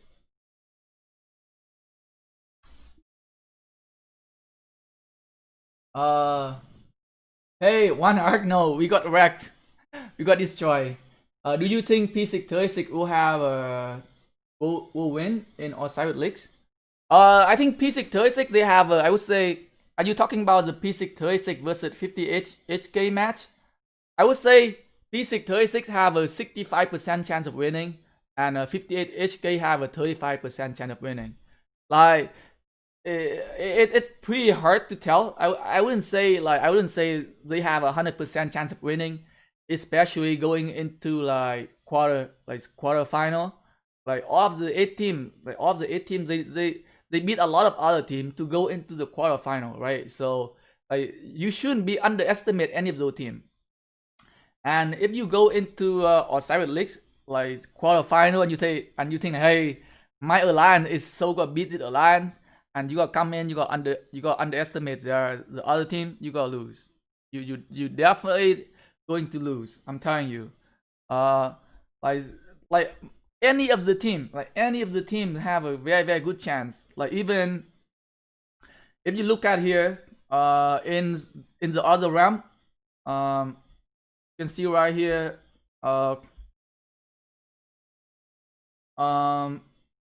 JWM against Snow. Like JWM is like huge favor to win, but like doesn't mean Snow doesn't have a chance. Like I am betting on Snow. I am betting on Snow because I believe they have at least like 40% chance of winning. So like in quarterfinal, you can be it's very very wrong for you to tell that hey, the other alliance have a 0 chance of winning. Like these alliance, they didn't get into like the quarterfinal for no reason. Like they are all strong team. Like they are all strong teams. They play well. They execute their plan well. Like any of the team here, like any of the team in the quarterfinal, like they have an equal chance of having that shot at the title of the champion. It just sometimes it just comes down to like one arc. Like even if you watch like one of the match, even if it like if the defense, if the point difference is like 8,000 7,000, 8,000 7,000 point is one arc. Like it's just like moving one arc from one team to the other team. So like at the end of the day, like a lot of time it comes to is the luck. Like whoever pick up the arc at the center, like picking up the arc at the center first can be very very crucial. So yeah, like just to have that arc on your side, just to be able to pick that arc on your side first, just to have that like 1 out of like millisecond, like 1 millisecond faster than the other team. Like putting the arc on your side would definitely get you your alliance much better chance of winning. So like when it comes to betting for me, like when it comes to like quarterfinal betting, usually I go for the underdog teams. So remember like last year, JWM versus HKL, like JWM was so favored to win. Like everybody was betting on JWM. People at like who would have thought that HKL going to beat JWM last season, right? And they did it. So you get in the quiz here. But I do think that like P636, I would say like 60 to 65% chance more of winning. Because they do have a like slightly better in terms of power and better in terms of commander and player experience. But like the other team, they could pull up something. Like as I said before, it just matter of like who picking up the arc. And today, I learned one thing today. So in today's Ark of Osiris, I tried something. So if you pay attention, like on the last arc, like I was trying to drag my troops. So I was trying to drag my troops to the arc in the center. And like before usually when I capture the arc, like I click on the arc at the center, I click on the arc icon, and then I select escort. But you can actually drag your troops and point it to the arc. So that is something I learned today. And it can speed up, it can cut down your time of capturing the arc by 2 or 3 seconds there. So instead of me like click on the arc icon at the top left corner and then like select a march and click escort, I can just select the same marches there, like drag on it, and then shoot, let me bring our marches here. So you can put our marches nearby the center, like near where the arc going to spawn, and you can just drag it. You can just drag and drop it to where the arc spawning. So all you have to do is you go drag the marches on top of the arc, and it will capture the arc. So you don't have to select the top left corner, the icon. So that is something I learned today. I always wanted to try it out. Like I never had a chance to try it out because I was never really like an arc carrier. But today is something I learned today. And if you can manage to do that, like if you can like zoom in, I would say like try to zoom in as close as you can at the center. I know like when it comes to the center game, there are going to be a lot of players. And if you can zoom in and you can like drag your marches to where the arc is, and you can pick the arc up much faster than the other team. Like if you drag your marches to the arc comparing to the other team can, they had to select the icon at the top left and then select a marches and then click escort. They gotta be like 2 or 3 seconds behind. So like I've never know it. So today, because of the match today was so like one-sided, so that I try something today. So I try to drag and drop it in the center, and it kind of worked. So never know. Like you learn something new every day. You learn something new every day. So 5 minutes. 5 minutes for the Pillars midterm here. So let me pull up my cheat sheet so that I know the answer.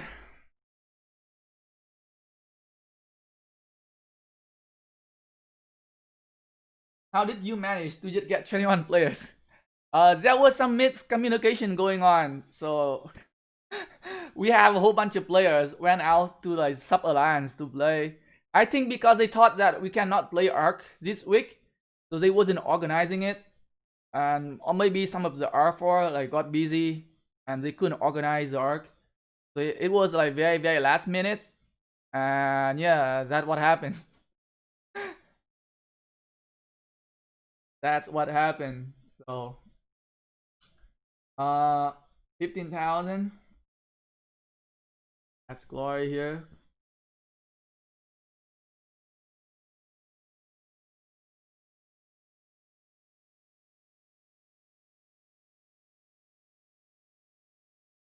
Three minutes, 49 seconds.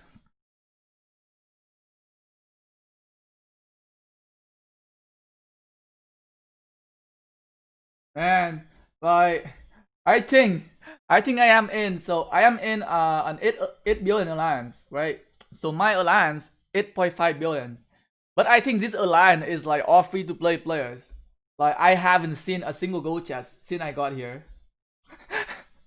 my alt account is not growing very fast because there are no gold chests. So I haven't. Oh, actually, I think I saw two. I think I saw two gold chests. Yeah. But mostly free to play players in this alliance here. Mostly.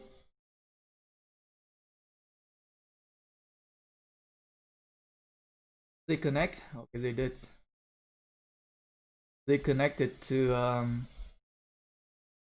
the Bastion, which is good.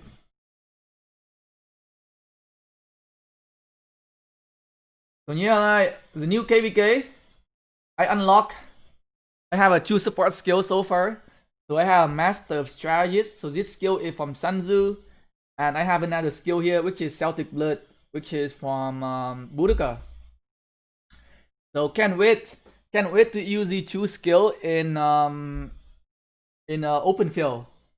I think this is a very good skill. You get 50 rage more and you get healing. So I can definitely put it on my my Guanyu, I think. One of the reason Guanyu is lacking, I would say Guanyu lacking the survivability because he doesn't have a heal. So if I can use like a heal skill on Guanyu, so if I can use it, if I use this skill on Guanyu here, he gonna be able to cast the skill much more frequently, and he has that sustainability. It's because he can bring back like slightly severe wounded, units. As you can see right here, like you can heal factor 400 every time you cast a skill. So he can definitely last longer on the open field. So I will definitely use his skill on my Guanyu here, and either using Master Strategist as well or Divide Julius. I don't think I can get Divide Julius yet, but like if I can get Divide Julius, I will definitely use Divide Julius on Guanyu as well. Because Divide Julius, you get more. Let's see, 1 second here. Where is it? Divide Julius is a very good skill from Julius Caesar, and can work very well on Guanyu as well because Guanyu gets swarmed very frequently, and this skill help with swarming. So that is my plan. Okay, 48 seconds for the midterm here. Hey guys, 37 seconds.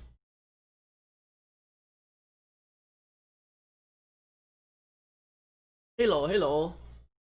Anybody following with the election?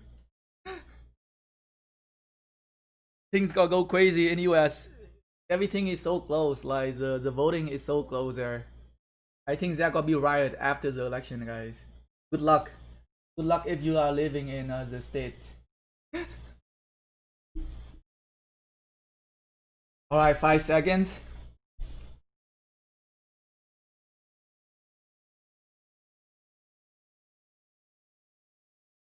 Uh, oil.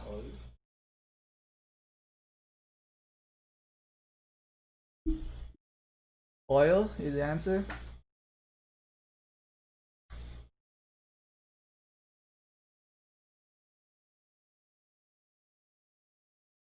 Nicholas second.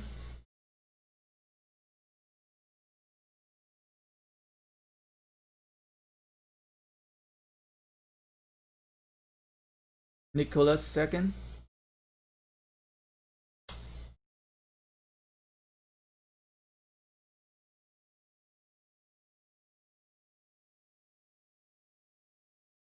Herman.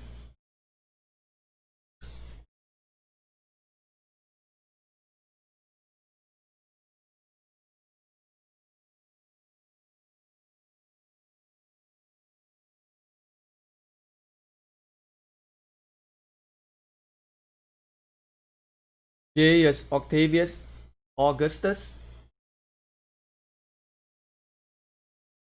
Gaius Octavius Augustus.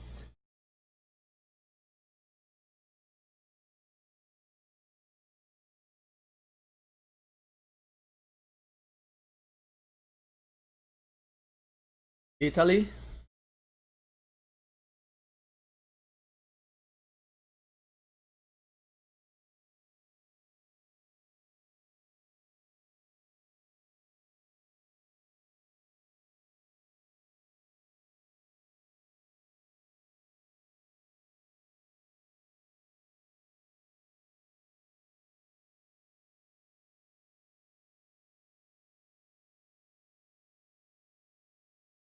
I would say discovering insulin.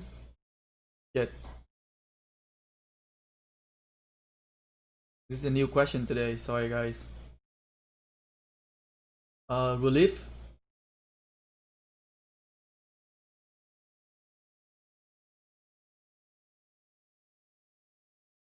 Relief is the answer.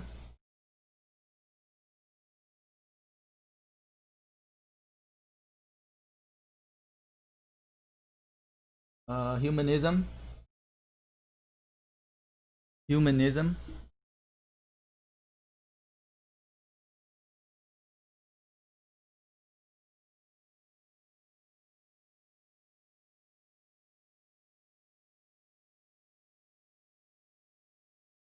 Troop attack 1%.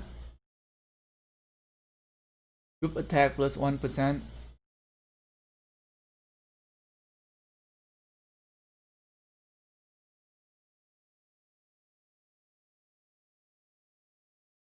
Uh, 206. 206.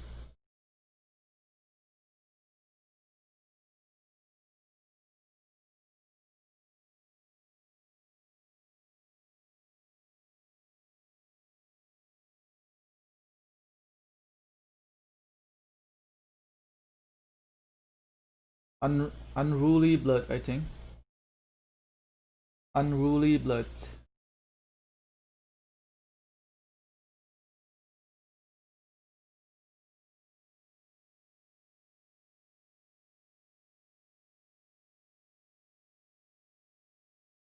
None of the answers are correct.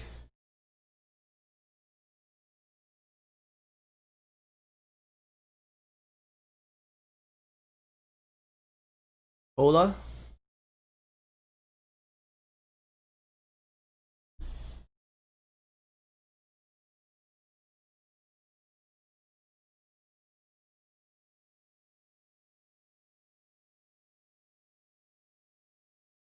Saladin.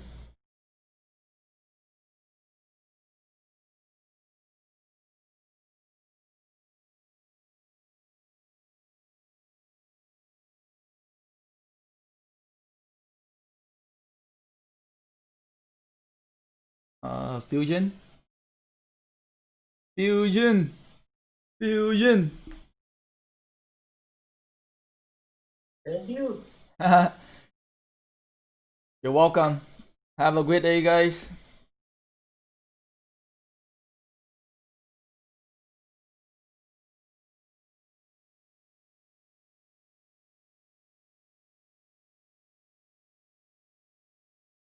Oh, people are getting smarter.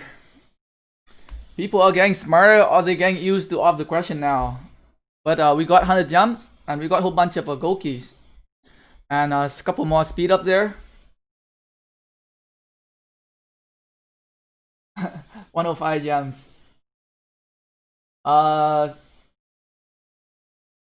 My Jewel is skill 5300. Not sure what is that a question? Or are you telling me that your Jewel is skill 5300? What best option for nation? So what best option for civilization? Or infantry focus? I am planning to get YSG expertise and Richard or Alexander. I won't have only infantry since I am a low spender. Okay, so if you're not going to have infantry only, France is definitely your best choice when it comes to fighting. If you cannot manage, like if you're going to run like three or four infantry marches and then you have a 1 or 2 mixed march or like cavalry marches, definitely go with France. For once, you got the healing speed up there, 20%. Increase troop health by 3%, which work for like all troop type. So that if you run cavalry or if you run archer marches, they also get that 3% health increase. And yeah, like the healing speed up help quite a lot for a low spender, especially if you don't have VIP 15 yet. Can help you fighting a little bit more in KvK. Cut down on that like healing speed up a little bit. Especially nowadays with that like 1,000 health limits, you're not gonna be able to do like small healing anymore. And if you want to like fight, if you want to fight more like frequently, you want to be like fight a lot more in KvK, you're going to need to spend a lot of like healing speed up or even universal speed up to like help with healing. And the 20% healing speed up definitely going to help you. For me personally, like I am using Rome because I am using like 5 infantry marches, and because I am using 5 infantry marches, I get that 5%. So like 5% on defense or for all of my 5 marches, comparing to like 3% health for like 5 marches there. So I am going with Rome because I am 100% infantry focus. I got that 5% marches, I got that 5% defense as well as 5% march speed increase, which can help me a lot in Ark of Osiris and Osiris League as well, as I am also very Ark of Osiris focused. So that I want that 5% march speed there. And more defense also means that like 2% more, 2% more defense comparing to like 3%. Fuck it. So 5% defense comparing to 3% health. When it comes to fighting, you are definitely going to get less severe wounded, right? So think about it. If you're using a 300, if you are using a march with like 300,000 units with like 5% defense, and you using a march with like 300,000 units as well with like 3% health, and if you are going to fight the same target, you are definitely going to get less severe wounded. So that also means that you're going to spend less speed up for healing, also spending on less resource for healing. So like as a 100% infantry focused players, like I prefer Rome because I believe it also cut down on my healing speed up, cut down on my healing resource consumption as well, because I am going to get less severe wounded because I have a higher stat boost increase. Like 2% more is not a lot, but again, I'm just putting it out there. That is why I going with Rome. 5% march speed for Ark of Osiris, 5% more defense is what I really like. And I personally, like I prefer more defense for all of my marches, so I love more defense. So more defense here is good. Rome, a special unit, also gave more defense as well. If you look at a Legionnaire gave more defense comparing to the normal units. I think France special. I think throwing axe. Throwing axe is for France. They have a more health. So France, you get more health for your units. But for me, like I personally, I prefer more defense. Like if there are like options in like equipment that like you can stack all the defense for your marches, like I am going to stack all the defense. I am going to get all the defense equipment as I can. But as of right now, the equipment system is pretty limited. There only like one set. There only one set of like infantry, like epic infantry equipments. It would be a lot more. I think it would be a lot more interesting if they gave you the option here. Like let's say, was it one right here? Like Quinzel, it gave you like infantry attack 8%, right? It would be a lot like nicer if they also giving like another version that gave like infantry health 8% and infantry defense 8%. So you have an option to choose, so that you can build, your market, you can build your commander the way you want it to be. As of right now, like the equipment is pretty limited. Like you only have one set for epic, so pretty much everybody going for the same set. Everybody going to have the same stat boost on their commanders, and it just lacks the variety there. It just lacks the, I would say, the creativity there. Like I would love the game to give us that option. Like either give us another equipment that gave 8% health or 8% defense, or let us choose. Or let's choose the main stat here. So let's say if you crafting this piece of Quinzel, let us choose. Like, let me choose to either I want to have an infantry attack 8% or infantry defense 8%. So give me that option so that I can build my commanders the way I want it.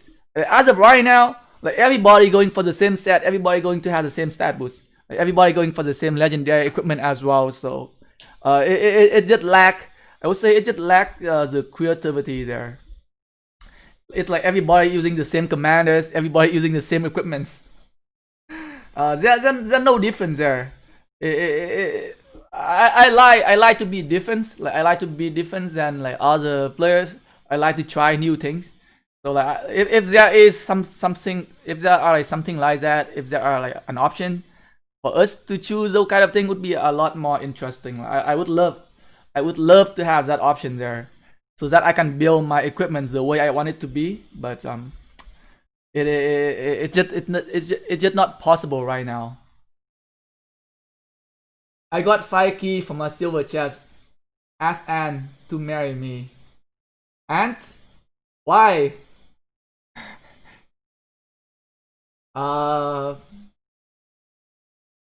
As a free-to-play standard? What is a free-to-play standard? Can you do only infantry? Free-to-play players? Guys, like if you are like free-to-play player or low spenders, like I strongly recommend you guys to go to infantry. Like you get like infantry commander. Okay, for one is that if you go into infantry players, like if you go into infantry, you don't have to worry too much about like having a good garrison captain or a good rally captain. Especially for free-to-play players, you gotta spend most of your time either reinforcing the structure, reinforcing the rally, and you want to spend some time on the open field, right? So you want to enjoy open field fighting. And based on my experience, like infantry perform the best when it comes to open field. You getting less severe wounded, you getting decent amount of kills, or I would say the most amount of kill, I would say, because you last much longer comparing to the other troop type. And like a lot of infantry commanders are very easy to invest on. Like you don't need them to be expertise. Like, a lot of those commanders can be like living at like either 5111 or 5511, and you can still have them very solid. And you can have 3 or 4 solid infantry marches. And like a lot of commanders, like a lot of epic commander can use very well with infantry. For example, like Joan of Arc. A Joan of Arc can use very well with infantry marches. Like you don't see a lot of like archer players or like cavalry player using Joan of Arc with some of the cavalry or like or archer commanders. Like most of the time you see Joan of Arc being used with like an infantry marches. So like going with infantry, you can utilize a lot of the like epic commander as well. Sun Tzu, a very good epic commander for infantry. Joan of Arc, very good as well. Like Mulan, again, like Mulan, if you slowly working on Mulan, she can be very good commander to pair with some of the other commander as well. And most likely, you will going to be used like infantry with her. Like you can use cavalry as well, but depend. But like I would say, like as an infantry player, you just have more options, and your option often cheaper. Like for example, like Attila the Cater, you need them to be expertise. Genghis Khan go with Cavalry, you need them to expertise as well. Like YSG is pretty universal, like you can definitely expertise YSG as well. But like a lot of the other commander from like for Archer or Cavalry, you most of the time you need them to be expertise. I think for Cavalry, Saladin is a very good investment. Saladin is a very good commander for Cavalry because he doesn't need to be expertise. But like other commander, I just feel like other commander for like other troop type, you just have to invest more. You just have to put a more universal sculpture on them for them to be actually useful. Comparing to like infantry commander, a lot of them can be very good primary commander on the open field. And like if you ask me if like a free-to-play player should be an infantry, archer, or cavalry players, I would definitely say go for infantry. As you can see right here, like on this account right here, like I am using also 100% infantry as well. Like I am investing on my infantry commander only. I don't care about my other commanders, to be honest. I want to invest into like the 3 very strong primary commanders. So I have a Richter here, a Charmatel almost level 60, and my 3rd primary commander is gonna be Guanyu. And Airto Flat can come into play as well using mixed troop if I really need another march. But free-to-play players and non T5, or if you cannot afford to play T5, just work on like 3 solid like infantry marches, like 3 solid infantry marches, and you can use those 3 marches to help with open field, and the other 2 marches you can use either to help with like garrison or help with join the rally. Another good thing about like infantry players is that like, hey, if you are using like 3 infantry marches to do like open fields, you gotta have your actual troop, which is cavalry. So you don't use your cavalry, you can use your cavalry to join rallies. You can use the archer to join rally as well. So you can focus on an open field and join the rally with your other 2 marches. And you don't care too much if your cavalry or your archer died, I would say. Like for me, like as an infantry focused players, like I would care less. I would care less if my cavalry or my archer die. Like I can send them to the rally with no issue. I just need to keep my infantry. So yeah. What you thought about Germany because of the training speed and the AP recovery? Like Germany for an infantry players or Germany for cavalry players? Like Germany is a very good civilization for when you first start the game. Germany, I would say one of the very good commander at the early stage of the game, like when you haven't done a lot of fighting. It's a very good civilization if you are a cavalry players. But like I wouldn't recommend Germany for infantry players for like late game. Like yes, you gotta have that 5% increase in like training speed up, but you're losing out on the infantry stat boost. You're losing out on the infantry special unit. Like the special unit is what you want. Like you got to go for the civilization that gave you your special unit. So as an infantry focused player, you want to go for the civilization that gave you that special infantry unit. It make a huge difference because of the base stat boost increase. And it like at least 15 to like 20% more stats. Like if you add them up, it's very good, I would say. Like I wouldn't recommend an infantry players going to like Germany unless you are like a mixed player. Let's say if you like, hey, I still don't know. I still don't know which I should focus on. I don't know if I want to be an archer player or I want to be a cavalry player or if I want to be an infantry player. I just want to get my power up. I just want to train more troops or I just want to kill more barbarians. So Germany is a choice for you. So that's why I say that it's good for the beginning, like at the early stage of the game, where you like still confused about like, hey, I don't know which civilization I should be on at. So you can use Germany just to like focus on like going, getting more troops, killing more barbarians, getting more speed up there. But like as you progress to like end game, as you progress to like the stage where you're like, hey, I want to focus more on fighting. When you start focus more on fighting, you want to use the most like special unit. So one thing that's good about like being like focused on one good thing about like focusing on a single troop type is that like you can utilize the special unit. You can run 5 marches with the special unit there. So for me, as an infantry focused player, I can run 5 marches of like legionnaire. They have a special stat boost.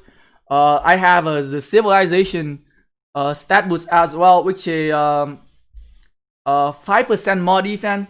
So all of my 5 marches getting that 5% increase in defense.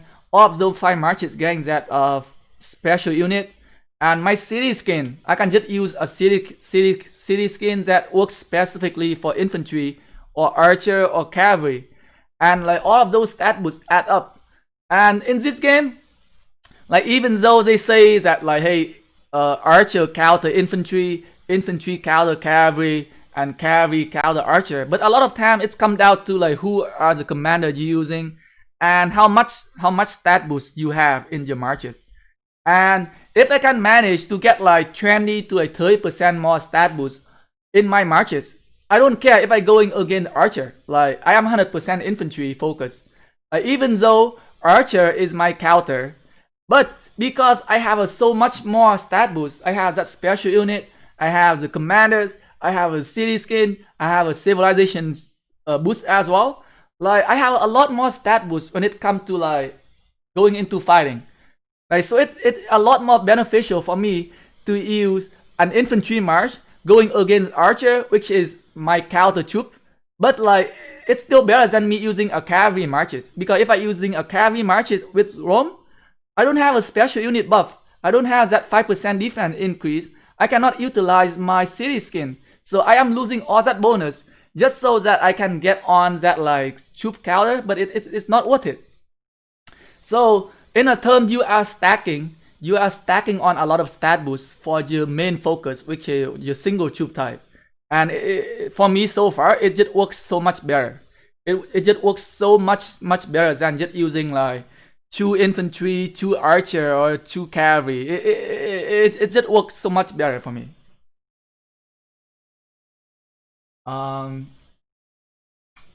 Let's see here. Hai toang rồi à? Yeah, we lost. Mình thua rồi. When should I consider switching? I am like a month away, I think, from KvK 1. KvK 1 like depend on your power, right? Like are you going to plan? Like are you planning to do a lot more fighting? Like depend on your power range. Like if you still around like 15-20 million power range, maybe you don't want to switch just yet. But like if you really want to enjoy more fighting, and if you have a good T4 research already, and you want to do more fighting in KvK 1, like you can start switching the day before your first fight. So let's say tomorrow, your level 4 pass open, and you gotta start fighting. You can switch there. But if you want to focus more on to like, hey, I want to grow my account a little bit more, and as of right now, I don't want to do a lot more fighting just yet. I want to focus on like going, and I can send the marches to just reinforcing the rally or reinforcing the structure. Then you don't need to do a switch just yet. You can wait until KvK 2. So that is up to you. Like depend on how you play the game. Like you want to switch to like end game civilization when you want to do more fighting. And if you not do more fighting, then there is really no reason for you to switch. So that is something for you to decide. Like I cannot tell you. I don't know how you play. I got 5 key from a silver chest. What commander do you think free to play to work on after maxing Alex, Guan, and YSG? Definitely Richter and Traumatel. Like if you are an infantry focused player, Richter and Traumatel are your bread and butter. Like I love Z2 commanders. Like even at like as you can see right here, I am in like very old KvK, and I am still leveling up my Charmer Tower, and I'm using my Richer. Like I'm not even leveling up my Horror. Like I'm keeping my Horror at level 30. Like, I don't care too much.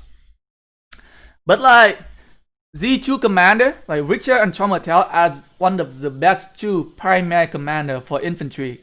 Like having those two on the open field, you're going to save a lot of like speed up for the healing.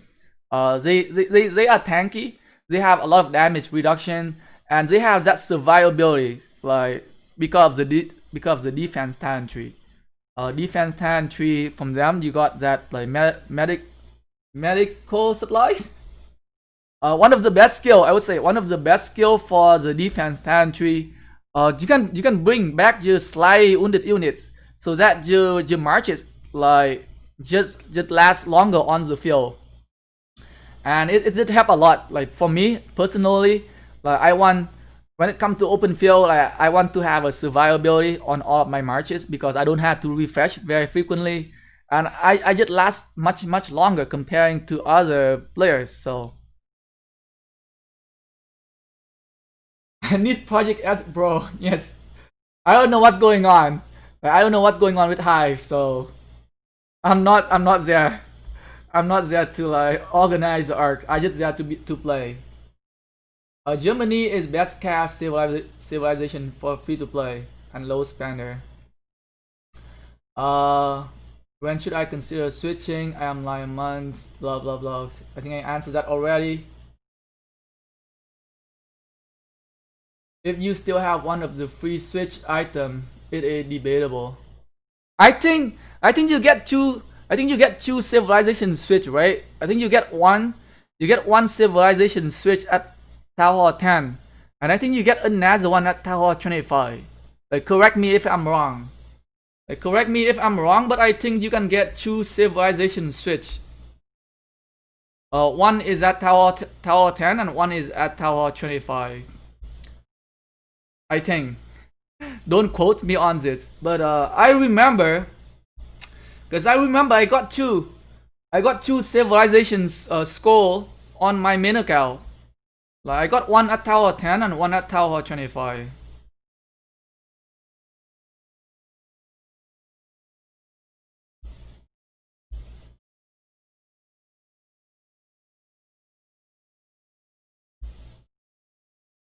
Go back here.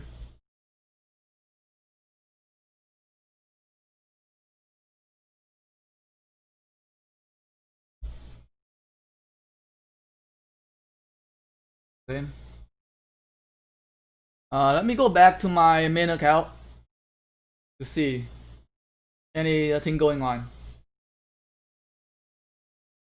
And also the second part of my question about which epic commander to focus on after Sun Tzu Zone.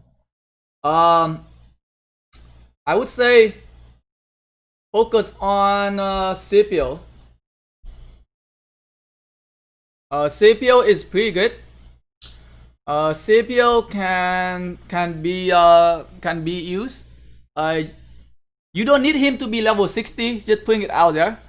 Scipio or Iuji Moondog. Iuji definitely if you are like an infantry focused player. Iuji, Scipio. Scipio can help you in Sunset. If you using like in Sunset Canyon, you can use Scipio if you don't have very strong commander. Like defense, for defense you can use one of the march you can use is for defense you can use Chaumatel and Scipio as one of your marches. So Scipio can be used in Sunset Canyon. In the open field you can use him as well, but depend on like what you use him for. He is pretty universal. So yeah, Sun Tzu, Joan of Arc, and then switch to like Iuji Moondog if you like infantry focus. And Scipio. Scipio is more useful in Sunset.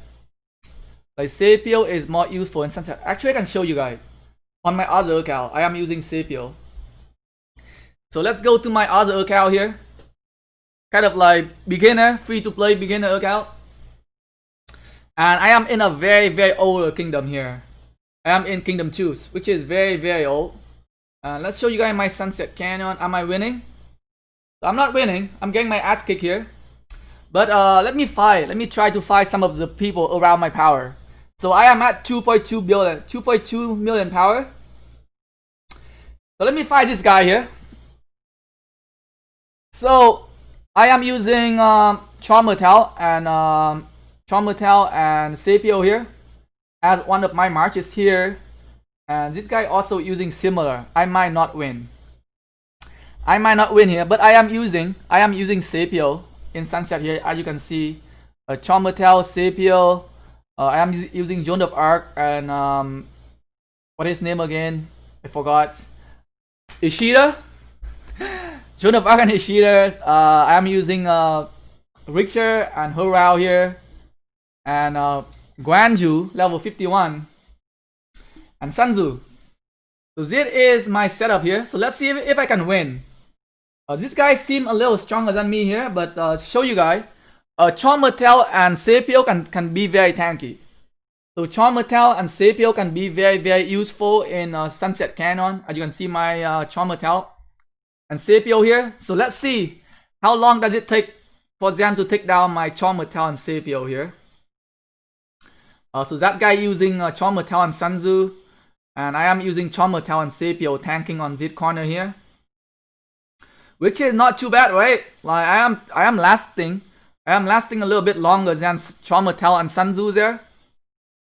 And like my commander is not even maxed, so my commander is not the best. So let's see if I can win here. So Richter, I have a Guan Yu here. Can I win? Can I beat this guy? Can I beat this guy here? It's looking pretty even. This guy using freaking Kira. This guy using Elsit and Kira, guys. Oh shit, I'm losing. I think I am losing here. I think I need my Sanzu. I think I need my Guan Yu a little bit higher. This guy using Kira, Richter and Kira. Holy cow. Am I winning? Oh shit, I am winning. Oh shoot, I am winning. Oh shoot, I am winning, guy. I'm sorry. I thought I was about to lose, but I am winning. I am winning here. So as you can see, so Sapio can be useful. Sapio can be useful here. So let me give it another try here. Like I definitely I cannot beat like the big guy, but I can bully some of the weaker guy here. So let me try this guy here, Simber. Let me try Simber here. Can I beat Simber? Can I beat Simber here? Let me try this one. Let me try this one here. This looking good. This one better. Yeah, that better. All right, let's do another one here. I think I can win. But just showing you guys, show you guys how well Charmatel and Sapio can tank. They can hold pretty well. They can hold pretty well against other marches.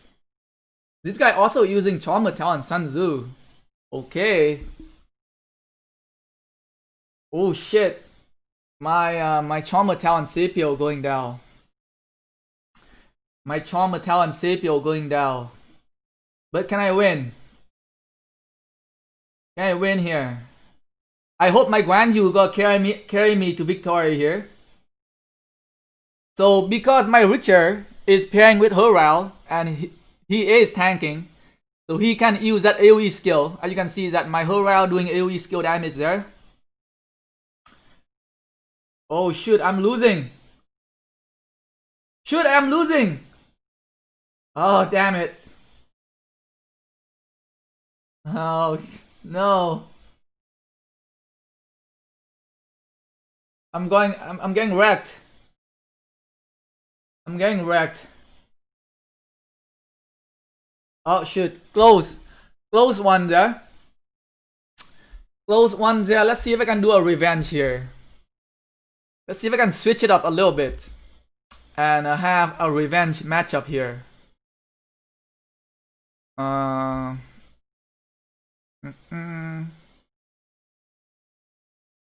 Where does it go here?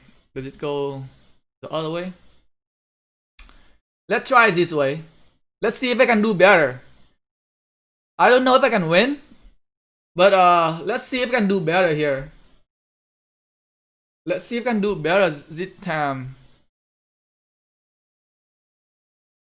Sanzu on that side. Auto flat there.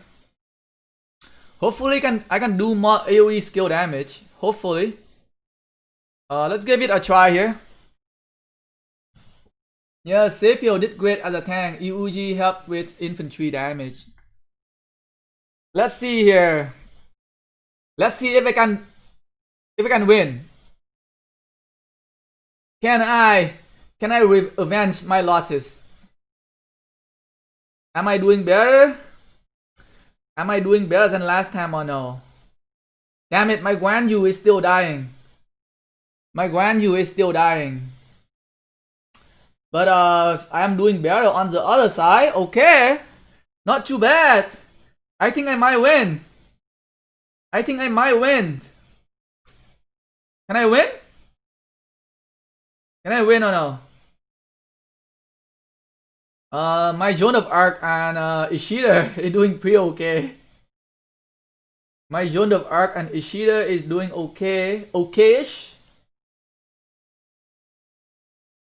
Can I win? Oh, I might be able to win here. I might be able to win here. I might be able to avenge my losses here. By chin up the line up a little bit here. Alright, alright.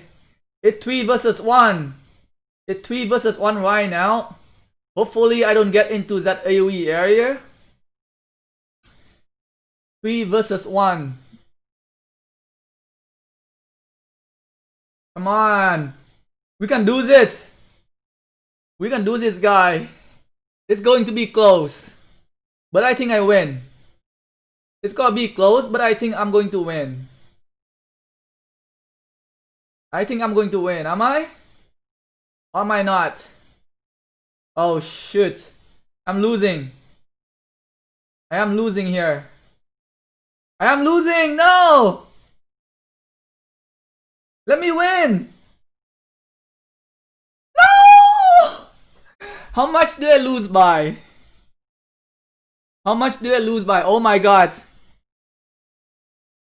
12,000? 12,500 and 12,900. Shit, I lost by 400. God damn it. I lost by 400 there, but it will close. My commander are not the best. Like, my commander is definitely not one of the best here. I can definitely work on more. Like, I did not focus on this I did not focus on this account a lot, so like only if I got lucky with my Horal. Like, I tried to level up my Horal the other day, and I level up this stupid skill here. So like, I level up this skill to 5 instead of the other 2 skill. So instead of leveling up my third and fourth skill to level 5, like I level up my second skill, which is having absolutely no use at all for me. This one is having this one to do with like garrison and rally. So yeah, like it was very unlucky.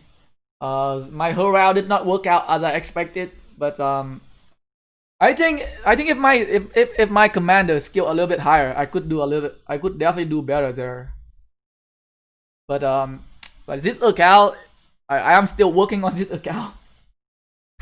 My research is definitely not the best here. I am trying to work on my research as well so that I can perform better in the KvK. Like my infantry research is level 7, level 8 here. The universal research is not super high. Level 2, level 1. I definitely need to level these up before the patch 4 open. And I need to level these up as well. But the research costing a lot of speed up. and a lot of resources as well. And I am very low. But I am very low on gold.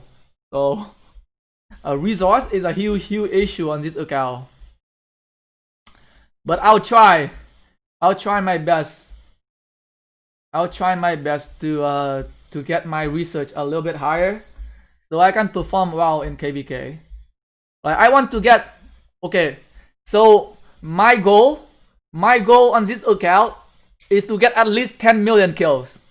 So I want to play this KvK, and as a very I would say very weak account here, not very high research and not very high commanders.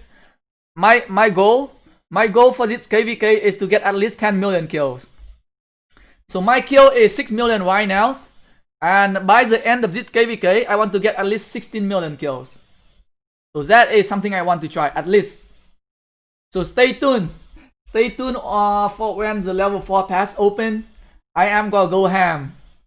I am gonna go ham on this account, and I would say it's I would say to play on this account is very similar to play on KvK Season 2 for like beginner account.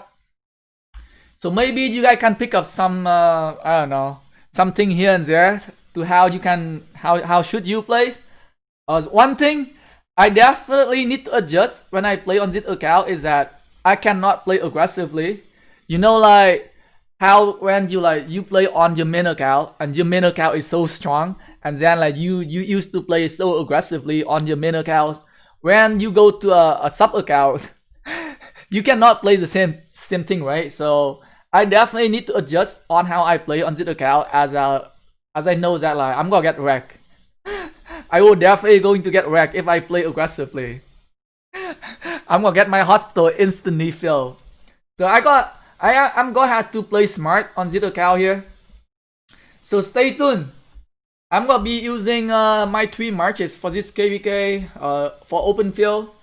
I am using as of right now, I am using the plan is using Richter, Joan of Arc, Charmertel, Horel, and Guan Yu and Sanzu. So those gonna be my 3 main marches for open field, and we'll see.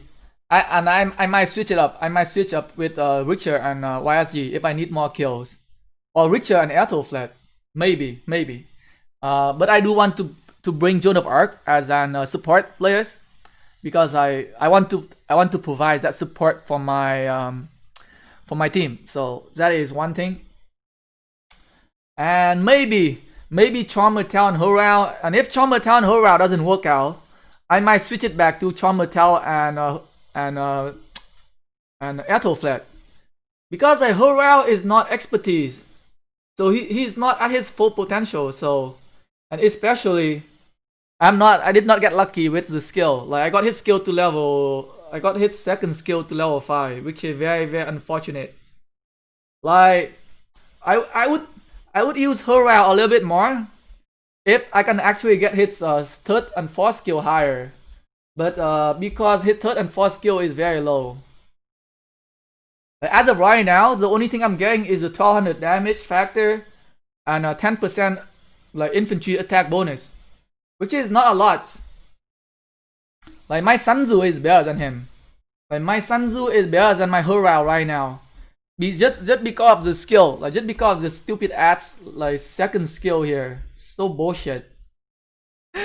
So bullshit that I leveled it up to level 5 instead of this one here. But I was so happy. But I was so happy when I level up the skill. So when I level up the Horel skill, like I thought this was the third skill. So anytime this skill went up a level, I got so crazy, I got so happy. I'm like, oh my god, my third skill again. And then like after I done leveling up the skill, and then like, oh shit, this is the second skill.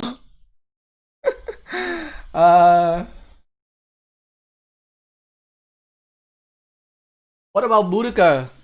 Boudica is okay. Boudica is okay. Like, one thing about Boudica is that she has no defense.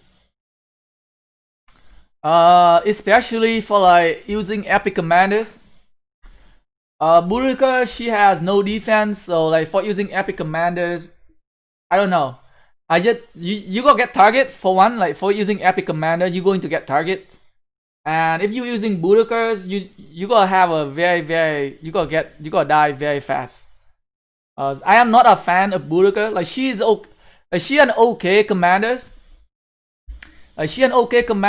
And another thing is that she not specialized. Like Boudica is not specialized in anything, so she good for mixed troops.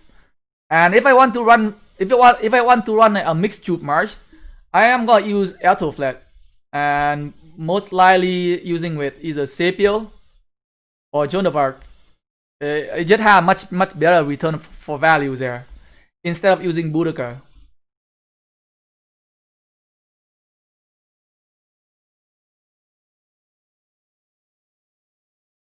Oh shit! I lost track of all the question here.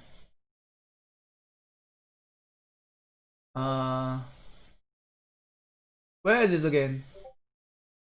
I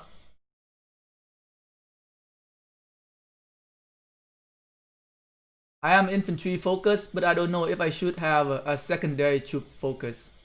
Well, depend on the commander, right? Depend on the commander and the KvK as well. Like if you're in KvK 2 or KvK 1, you're not gonna be able to get you're not gonna be able to run 5 infantry marches for like KvK 1 and KvK 2.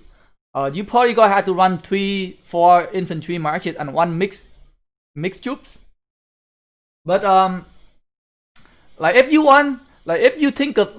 think of investing on another troop type, I would strongly recommend you to invest into 1 cavalry.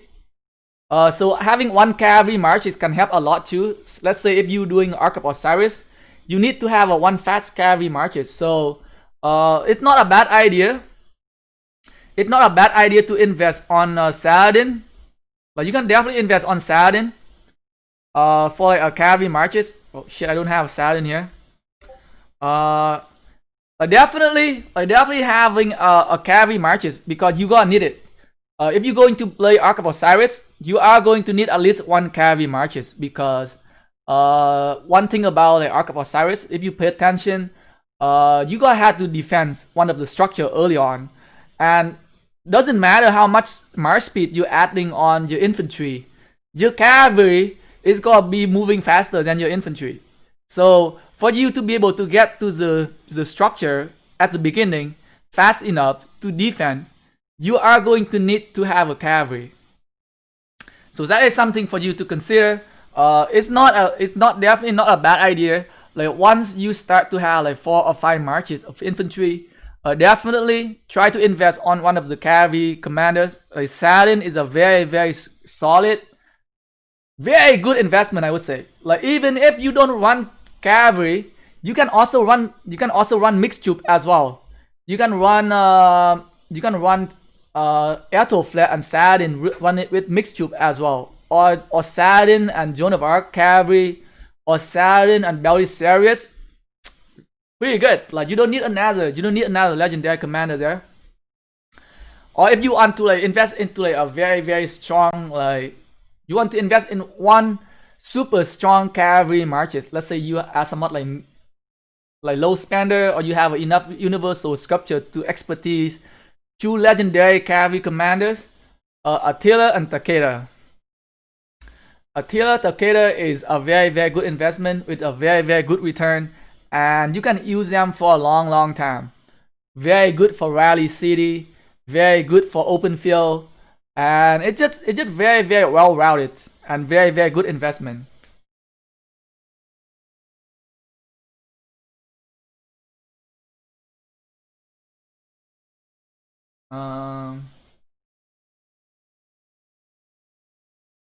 Bro, I watched you feel battle ranking for season 2, but can you please tell me best rally pair and their character in KvK season 2? Season 2, best the most used rallies are Prince Edward and Tomris. That is if you have a field control. So let's say if you are rallying a flag and you have a very good field control there, running Prince Edward and Tomris is very good. If you don't have the field control, you want to, I see a lot of people running Alex and Chaumatel. So like infantry rallies can help a lot more if you think that you might get swamped. or you don't get, or if you don't get like or if you don't get enough field support. So so for KvK season 2, I see a lot like Prince Edward and Tomris, so very used, like very commonly used. Alex, Charmatel, another rally for infantry, and we got Genghis Khan and Saladin Genghis Khan for cavalry rally. So that was not a lot of option. I think that was not a lot of like variety in KvK season 2 there. So those are the 3 main rallies you want to use: archer, infantry, and cavalry. As for garrison, most used is Uzi 10 and YSG. But I think Uzi 10 is banned.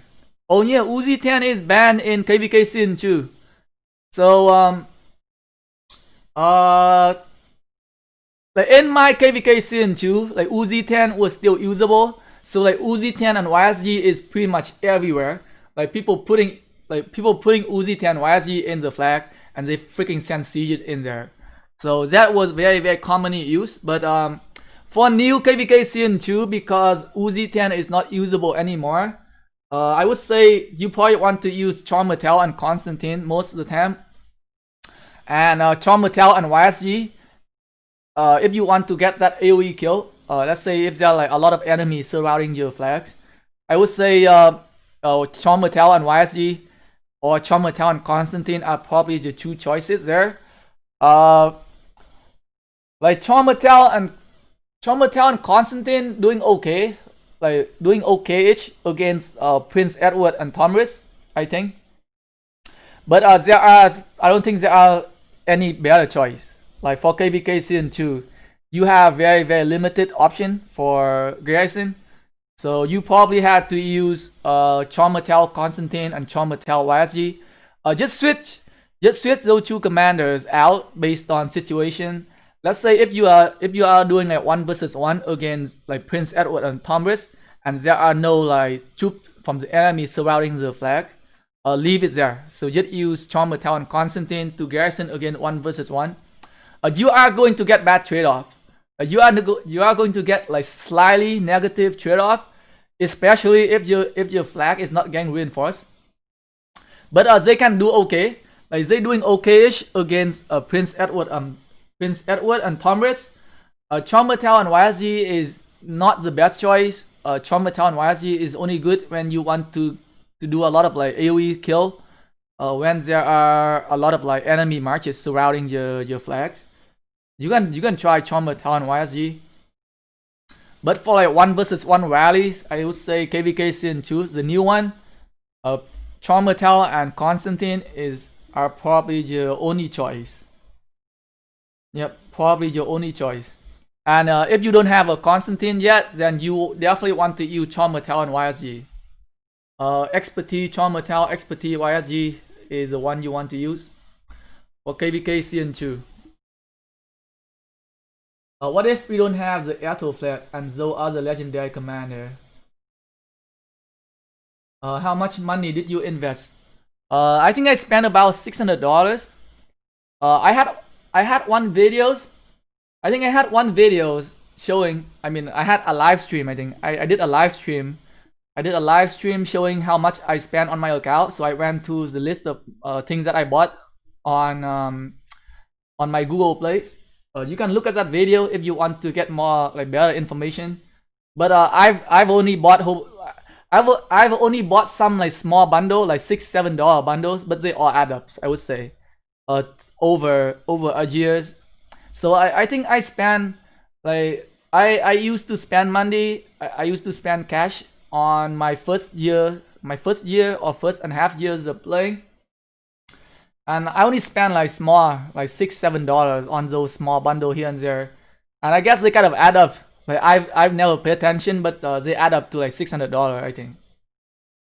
I'm talking about non-legendary.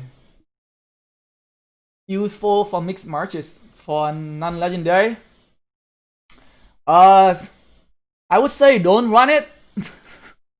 Okay, if you like a free-to-play players. Like, if you want to do well in KvK, it's all about how you can manage your resources, how you can manage your speed up. You don't want to bring out like a mixed troop with a very weak commanders. You don't want to bring out like a march that are not recommended for open field just because you want to bring out an actual marches. For me, like when I play on my beginner account, like I only stick with let me show you guys my beginner account. So I play on my beginner account for 100 days. I play KvK 1, and I'll show you guys what I have on my beginner account for KvK 1. So you know, you don't want to run you don't want to use the commanders that are not super strong for the open field on the open field, because you gotta fill up your hospital very quickly. So so this is my beginner account. So I play this account 100 days, and the commander I have. So I had my Richter level 56. So one of the marches that I was using is Richter, and I think what was my marches? Let me check here. Do I still have it bookmarked or not? One, nope, one. Okay, so these are my 3 marches here. So for KvK Season 1, I run Richter and Traumatel, Sanzu and Iuji Moondog, and Joan of Arc and Aethelflaed. So why am I running the 3 marches? So as a free-to-play player, like I was only able to get 1 legendary commander to level 60. So I decided to get my Richter to level 60 first, because I kind of messed up with my Traumatel there. So I should have spent some universal sculpture to get my Traumatel to 5511 and then get him to level 60 first instead of Richter. So this was a mistake on me. So I made a mistake to not spending universal sculpture on Traumatel. So ideally, I would say ideally you want to keep your Richter at like as low as possible, and then get your Richter to like 5110. So get your Richter to like 5110. Ignore his 4 skill. For KvK Season 1, get your Traumatel to like 5500 and then level him up to level 60. So because I messed up a little bit, so I changed my my plan. So I level up my Richter to level 60 instead of my Traumatel. But ideally you want to have a Traumatel as a primary for KvK Season 1. And I am using Sanzu and Iuji here, another Infantry Marches. So 2 infantry epic commanders. So using Axeman here. Again, like that my second marches for infantry, and my third marches is Joan of Arc and Aethelflaed. Again, I am bringing a very strong support commander here, which is Joan of Arc. Run mixed troops there. Aethelflaed, again, like free legendary commander. Like anybody should be able to get her to like very usable state there. So those are the 3 marches that I was using for my KvK Season 1 on my beginner account. And again, like why you asking me like why am I using Joan of Arc as a primary? Because I cannot get my Aethelflaed to level 60. As a KvK Season 1, where only 1 legendary commander can get to level 60. And you had to go with either Richter or Traumatel, definitely. And using 2 other epic commanders. So like I only need 3. Like I only need 3 strong marches for the open field. Like I'm not gonna try to get my 4 marches here because I don't have any other commanders that can be like useful. They're not useful, and they are the rest of the commanders, they are very squishy, and they don't provide a lot of benefit on the open field.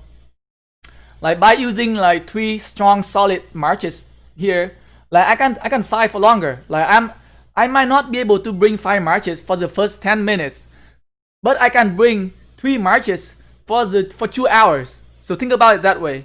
So you either going to bring out like 5 or like 4 marches for like 4 or 5 marches for like 30 minutes for 1 hour, or you gotta use only 3 marches, but you can play for like 3 or 4 hours. So think of it that way, and don't try just to like bring out any commanders just because you want to have an additional marches there. Bring out a march that can actually provide the support for your team and can sustain, like, so you don't fill up your hospital super fast, or you don't go or you just don't go out of there, like, or you just don't like finish playing like quickly. So like doesn't like I would say bringing more marches doesn't mean that you can provide better support for your kingdoms or for your alliance. Like how long you can fight, like how smart you fight is what helps your kingdom wins, not how many marches you can bring out. Like KvK is all about outlasting your opponent, not about providing that like 10 minutes Hall of Fame. You gotta have that 10 minutes Hall of Fame and then you go offline and then you gotta leave the rest of your kingdom fighting and you just gotta go doing some other things. That's not how KvK work. You wanna be there, you wanna stay with your kingdom, you wanna stay there to out like at least 3-4 hours, right? So don't make the mistake of like bringing the marches that is not suitable for open field.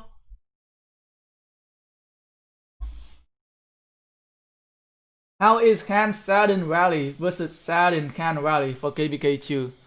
I would say they kind of like similar. Like I haven't able to test them yet, but I would say the change are not that significant.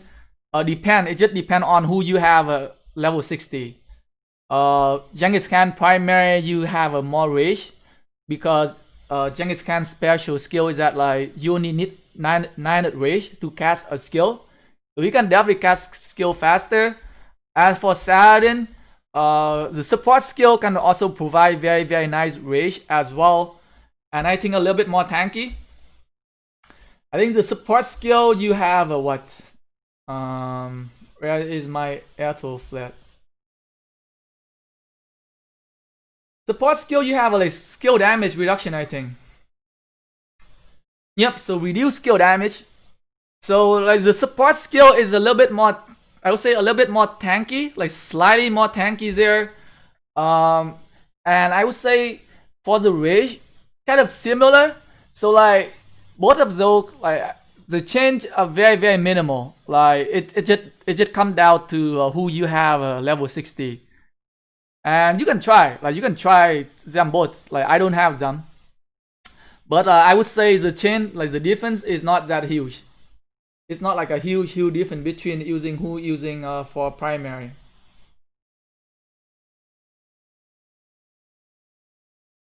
Like Saladin primary is definitely a little bit more tankier than Genghis Khan primary. Like I would use Saladin Genghis Khan if I am expecting swarming. Let's say if there are a lot of enemies surrounding the structure and I am expecting that my rally is going to get swarmed, I will definitely using Saladin and Genghis Khan instead of Genghis Khan Saladin. But like if I am rallying a structure and I have a crazy amount of like field support, I would use Genghis Khan as a primary. So Genghis Khan Saladin if you don't expect swarming, and Saladin Genghis Khan if you are expecting to be swarmed. Anh nói tiếng Việt đi anh. Chào Captain America.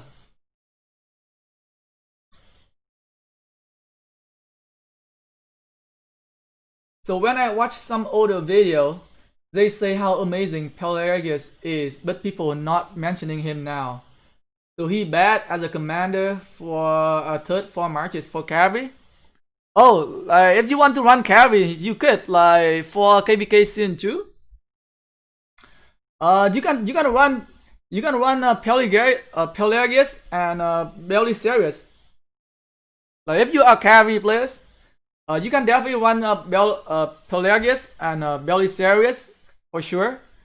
Or if you want to be tanky and if you want to do a little bit more AoE skill damage, you can run Pelagius and Berbers. Like I am assuming you are an infantry players because I am an infantry players. So most of the time when I answer, I just assuming that you are asking questions specifically regarding infantry. But like if you want to running a Cavalry Marches, yeah, definitely. Definitely running Belegius, and I prefer Belegius and Belisarius because it's a little bit more tanky for me, and Belisarius can provide that debuff as well for the team. So I like it. I like them than Pelagius and Berber. Pelagius and Berber, you get more.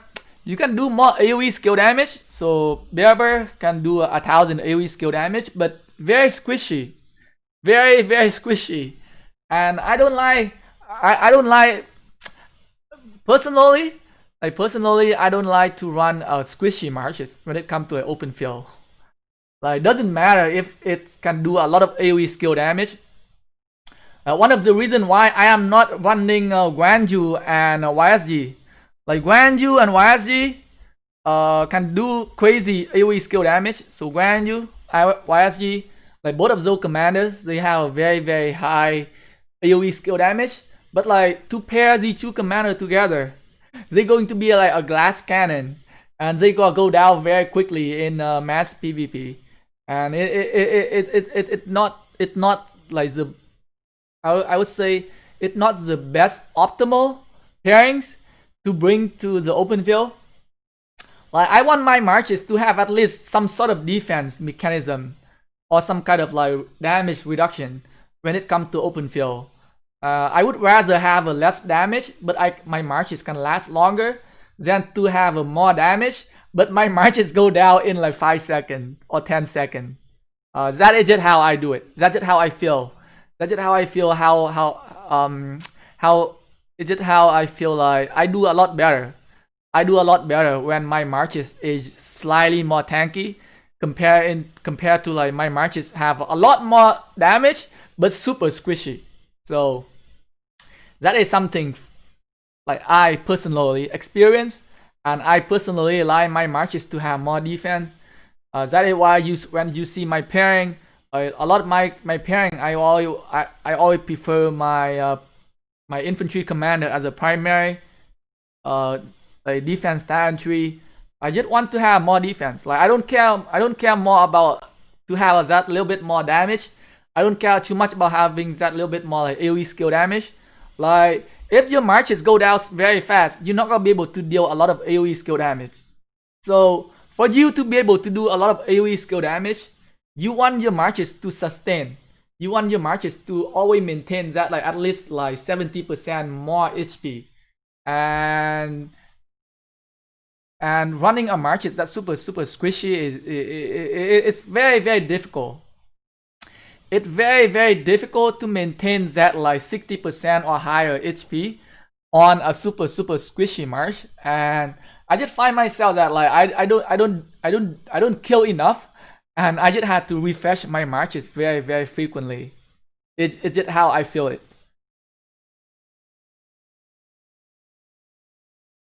Doesn't Richter make big hospital bill? No. Why? Why do you think Richter make big hospital bill? If anybody with the least hospital bill is Richter. Like, on the open field, Richter is the guy that gave you the less hospital bill. Like, unless you like got lagging and then your Richter go all the way to the enemy side. But like, on the open field, Richter is probably one of the best commander for me. Very sustainable, and it just provides the best in terms of like sustainability, in terms of like how resource management, in terms of like how much speed up or resource I had to spend to use on him. Like, it's just much better to use him.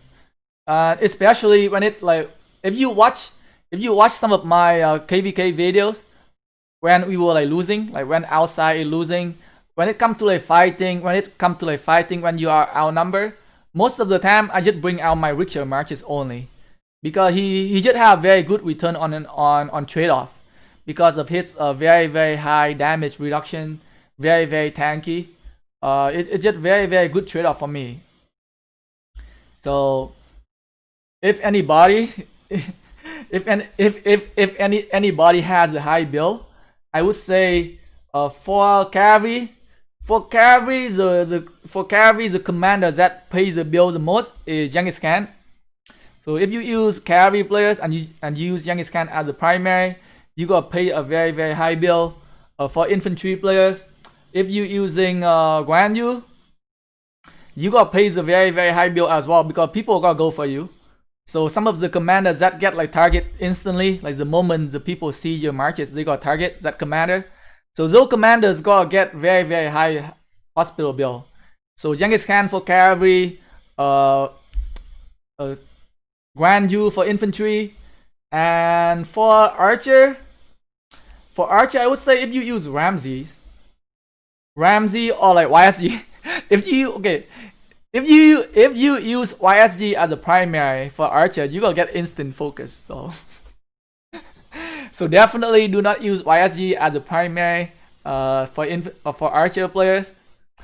But though I would say those three commanders as the three commanders that pays the highest build when it comes to a hospital in KvK.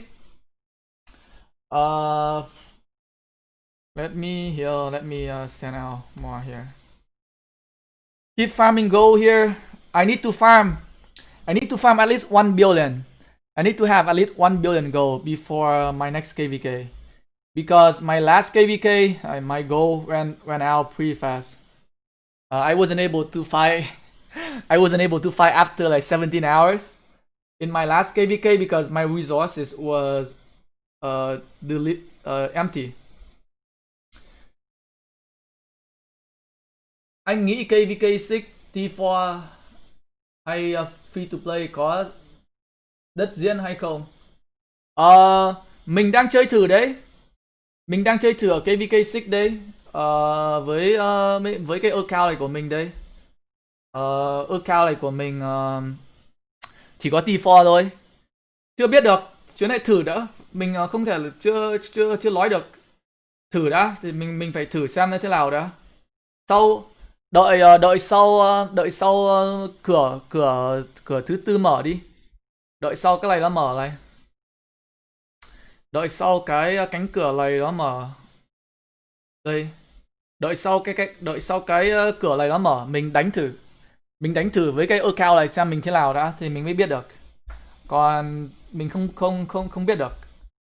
Mình đang tập trung để level up cái research thôi, để làm mạnh lên một tí nữa. Nhưng mà mình phải thử thì mới biết được, chứ còn chưa thử thì không biết được. But I learned to do YSG expertise before doing any other legendary commander. Isn't that right? For me, like personally, for like, I can only give the best advice for like infantry focused player, because I am an infantry focused player. Like I don't spend a lot of time for like cavalry or archer, so I can say it for like them. But like as an infantry focused player, like I wouldn't expertise YSG right away. As an infantry focused player, I would definitely get my Richter and Traumatel to a very good level first. Because like without a strong primary commanders, you're not gonna be able to perform very well. Like imagine you putting every single universal sculpture on your YSG. So your YSG going to be expertise. So who are going to be your primary commanders? Who are you going to use with your YSG? Are you going to use Sun Tzu and YSG and get instant kill in mass PvP? Or are you going to use Airtool Flat and YSG? Like ask yourself, like who are you going to use your expertise YSG with? Like you're not gonna be able to use your YSG very effectively without a very strong solid primary commander. So like for infantry players, like I strongly recommend you guys to invest on a two super strong primary commanders early stage of the game. Traumatel, Richter and Traumatel. And like substitute for YSG, like Richter and Sun Tzu. Like Sun Tzu is very strong commander that can do AoE skill damage. You might not to be able to do that huge AoE skill damage, but when it comes to mass PvP, There gonna be so many marches in front of you. You still gonna be able to deal with that. You still gonna be able to kill 5 enemy. Like Sun Tzu AoE skill can hit up to 5 enemy. So if it comes to like big huge chunk of match PvP, you still gonna be able to deal AoE skill damage. So very good substitutions there for YSG.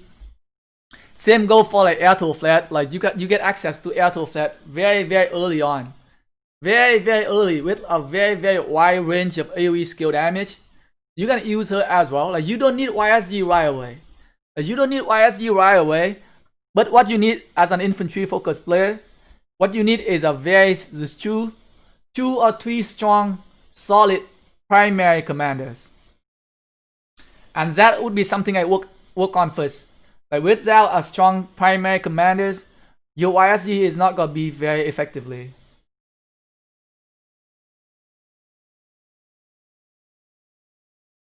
$636 tuyển thêm người không anh? Không biết được. Phải hỏi thằng hỏi Tiên Tiên. Hỏi Tiên Tiên hay là hỏi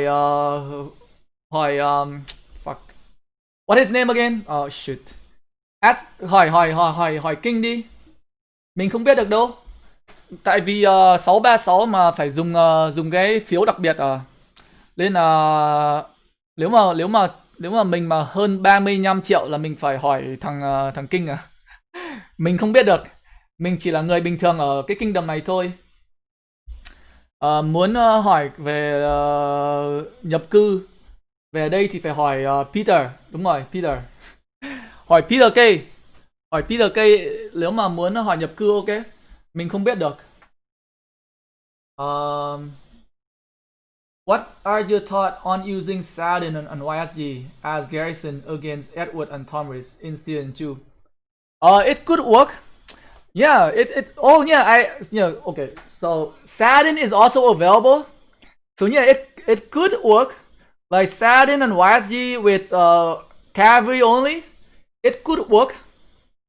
One good thing about Saladin is that Saladin has very high skill damage reduction. If you look at Saladin, he has very high skill damage reduction. So 30% skill damage reduction, which can work very well against Prince Edward and Thomas. And if you can fill your garrison, if you can fill your flag or structure with cavalry only, you're going to get that troop counter bonus, and you're gonna have that very high skill damage reduction. So yeah, it's a very good choice. Sorry, like I did not think of Saladin. I did not think of Saladin for KvK Season 2 when it comes to a garrison, but yes, Saladin can work. Saladin can definitely work for, like, Saladin is very universal, like very versatile. So yeah, so another good reason for you guys to invest in him. But yes, it can definitely work. I've seen it done before. Like I've seen it done before that people using Saladin to garrison structure in KvK Season 2. And it can work. So definitely give it a try. Definitely. Farm.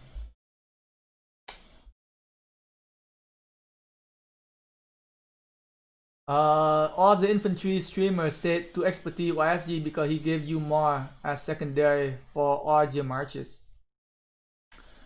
What is the best pairing for 5 cavalry? Best pairing for 5 cavalry? So I don't know, man. I would say, like, are we counting the LILITH commander? Like William and Chandra? Like I don't spend a lot of time on looking at cavalry commanders. Like I cannot give you the answer right on top of my head right now. I don't want to give you the wrong answer. Like I would need to spend more time. Like I haven't spent a lot of time to like research on William and Chandra. So I don't know how good they are. And like I can give you 3. I can give you 3 very strong cavalry marches, but not 5 because I don't know too much about those other commanders. But Like I would definitely use Saladin and Genghis Khan. Saladin and Genghis Khan, Attila the Cater. And what my other cavalry marches? Actually, like Attila the Cater is definitely for sure. Like for cavalry, it's very tough choice. You don't have a lot of choices. Cavalry, you don't have a lot of choices for primary because Chow Chow can be primary. So Chow Chow cannot be primary. Genghis Khan, maybe you're gonna have to use Genghis Khan as a primary. So maybe Saladin and Chow Chow and Genghis Khan and Belisarius. Yeah. So 3 marches there for cavalry, Attila the Cater, Saladin and Chow Chow. So that so Chow Chow have a like minus 10%. And Chow Chow doesn't have any defense at all, so I would say Saladin can make up for the lack of defense for Chow Chow, so you can use Saladin and Chow Chow there. Takeda, I mean Genghis Khan and Belisarius. So again, Genghis Khan, like I would say okay to be primary commanders, and he also doesn't have any defense. So Genghis Khan, you want to pair him with Belisarius here. Belisarius provides that very high defense. 30% increase defense. Oh, this is after leaving. Where is the other skill? What the heck? Okay, so cavalry unit led by this commander gain 30% defense increase. So like 30% defense increase can very much help Genghis Khan. Because you gotta expect Genghis Khan to get swarmed. So like Genghis Khan primary, you want to give him a little bit more defense. So I would definitely use Genghis Khan and Belisarius to make up for the lack of defense for Genghis Khan there. And Saladin and Chow Chow. So Saladin make up for the lack of defense for Chow Chow. And Attila the Cater, it's a no-brainer there. Like if you have Attila the Cater, you should definitely try to use them as one of your main pairing. Rally, open field fightings, they do extremely well in both aspects.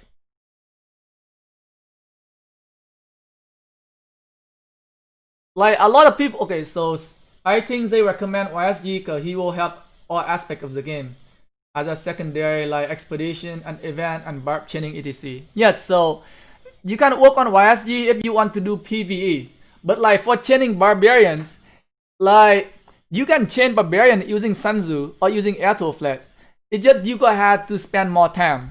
You gonna have to spend more time to like, move your marches around. So you can still do it, but like if you're going to expertise YSG right away, you won't have a very good commander to fight on the open field. So it depends on how you want to build your account. Like, are you going to build your account up so that you can use your account right away doing KvK 1? You gotta have some like good fighting in KvK 1, or you wanna get wrecked. If you want to get wrecked in KvK Season 1, you can put every single universal sculpture on YSG and just focus on like reinforcing rally, reinforcing the structure. But like if you're focusing on YSG, you need to know that you're not gonna do very well on the open field because you don't have a very good primary commanders. So that is something you need to know. Like, so it matters how you plan out, like how you want to plan out your account, how you want to build your account up. You want to enjoy fighting, or you want to enjoy like fast going. You want to enjoy to have easy time like chaining, killing barbarians. That is up to you. But you could go either way. You could go either way. But like for someone who like love fighting, for someone who like enjoy KvK and want to like get into the field and do a whole bunch of fighting and to want to have a good trade-off, right? So you don't want to bring like a very bad commander into open field and just get wrecked. You want to bring a strong commander, a good enough commander, so that you come out victorious, right? So we all play this game.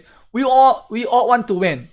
And when you bring out like marches to the open field, you want to win, right? Like you want to come back like victorious. You don't want to come back sad faces with like you're getting wrecked. So it is up to you how you build your account. And on my beginner account, that's how I build my account. Like I only unlock YSG so that I have him for later on. But I focus on like upgrading my Charm Metal and my Richer on my beginner accounts. Because like I want to go into KvK. I want to start fighting right away. So that's how I want my account to be. So it's up to you how you want to build it. Is it worth it using 310 310 universal for T?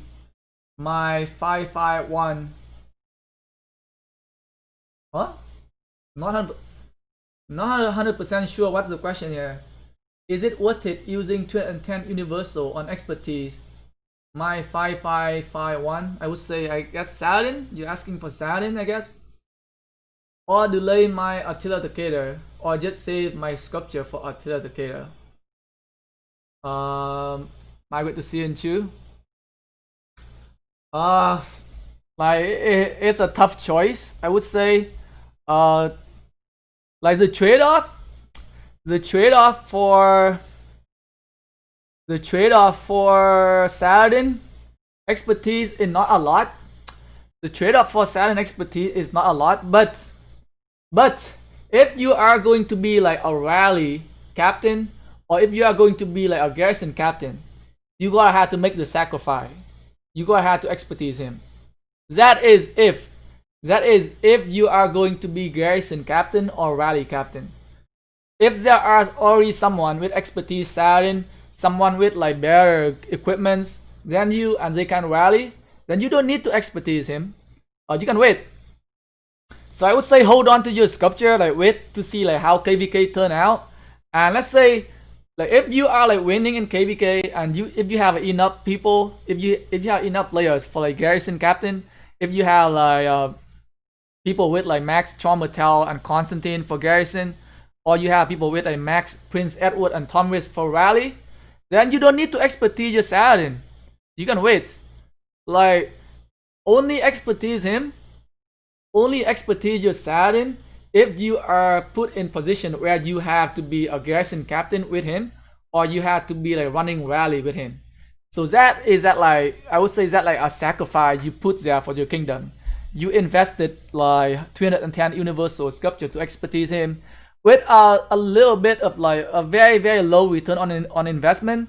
But when it comes to a rally, when it comes to a defense garrison, you're going to be able to reduce the death troop for your kingdom, for your alliance.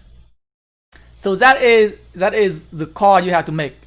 And I would wait until like to see how KvK like I wouldn't expertise Saladin if there are other people who can garrison structure, or other people who can run like rally with either expertise Prince Edward, Tomris, or other people who already have expertise Saladin and Genghis Khan. Now if you're not going to be like the main player of your kingdoms, and you don't need to expertise him.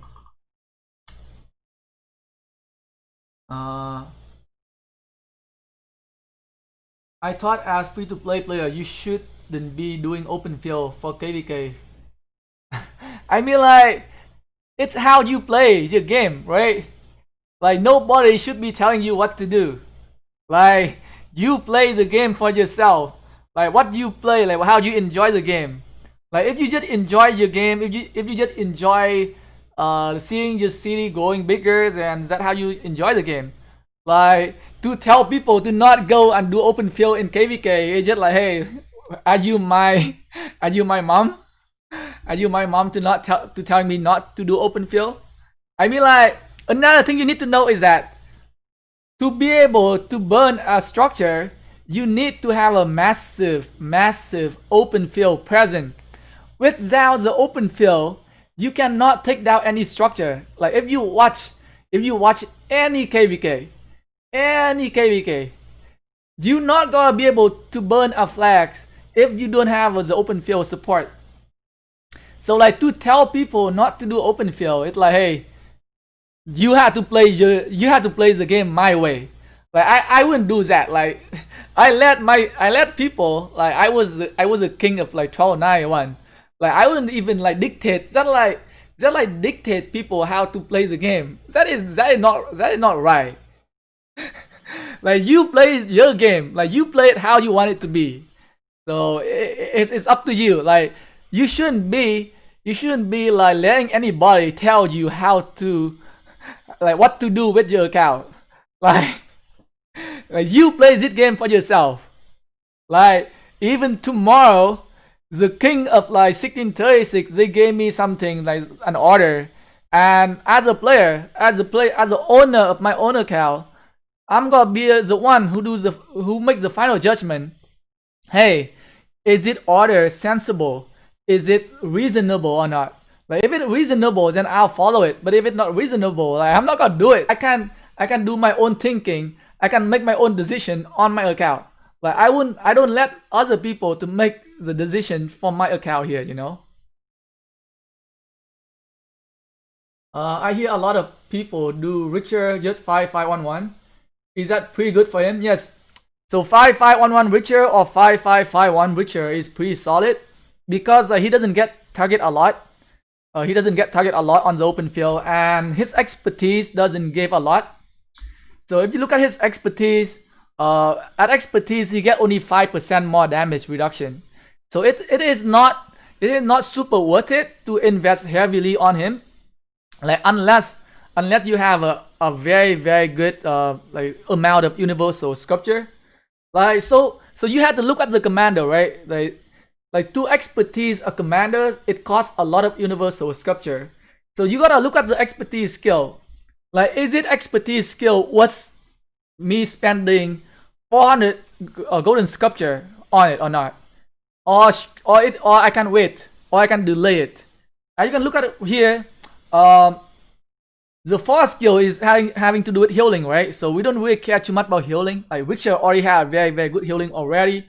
So like the fourth skill is not needed for Witcher, and his expertise like only 5% more damage reduction, which is it's not a lot. Like don't think it's gonna be a game changer. Like it's not a lot. So like you can definitely live without Richter expertise. Just like 5551 Richter, you should be doing pretty well. Obviously, you're not gonna be doing extremely well. Like you can't do as well as someone who have expertise Richter, but you gotta be somewhere 90%. Like your performance should be close to like 90%. So you should be just 90% just as good as expertise Richter there. Because the two skills, they don't make a huge impact on how Richter can perform on the open field. So you have to make your call there. Hey, do I need to invest on him or not? Like, is it worth it for me to spend an actual 400 universal sculpture on him, or I can get it on someone else and get that commander to even better, and I can also use that commanders, right? So it is up to you. Max Yengit Khan plus Max Chow Chow Rally versus Max Khan 5511 Saladin. I don't recommend using Chow Chow or rallying. He like it doesn't work very well. Like Khan plus 5551 Saladin is definitely better. Definitely do not use Chow Chow for rallying. I tried it did not work out. Like Chow Chow lost value. Chow Chow lost a lot of value after KvK Season 1. It's not super useful anymore. Chow Chow is not super useful anymore after KvK Season 1. Very low score. A 5551 Saladin has much higher score than Chow Chow. Can you stream Osiris League? I can try tomorrow. But I will try to stream P6. I will try to stream V636 tomorrow for sure. So V636 playing at 13 UTC tomorrow. I will try. I will try to live streaming, but I am not on the whitelist, so I cannot get in. So if I get lucky, if I can get in, then I will live stream them playing tomorrow. But I can't guarantee. That is why I haven't put up a schedule for the live stream yet. So I will try to get in, and if I get in, then I will run the live stream for you guys. And if not, then I'll be sitting on my couch and watching a TV or something. Unfortunately, like I try to contact support to get in, but so far I haven't got any response back for like getting on that whitelist the people who can access to like Osiris League season. So I cannot promise any live stream. Unlike some other streamers, they can get in at will, so they can just freely they can open a schedule live stream, but I cannot do it. About open field, I think most people, man, if you don't spend money, you may do really bad against the wells. Well, okay, so open field, right? You need to know your power. If you like a T4 players at like 15-20 million powers, and you see a T5 players, then you want to hide behind your T5 players. Like you want to go for the people around your level, right? Like obviously, if you're like 15 million power or 20 million power, you bringing 3-4 marches going against like a 5 marches of T5, you gotta get wrecked. But like it's your choice to make. Like you gotta pay attention on the open field. Like it is very easy to spot a T5 players. Like super easy to spot a T5 players. Like most of their marches are like golden. So if you see any marches are like golden, stay away from them. Like going for the ones that look weaker, you know? Like you gotta play like observation skill. Like don't go for like a T5 players and be like, hey, I get wrecked by a T5 players. You are gonna get wrecked by a T5 players if your research is not high enough. But like if you are like a max T4 players, a max research and very strong commander, like a lot of very strong legendary commander T4 players, you can go against a weak T5 players.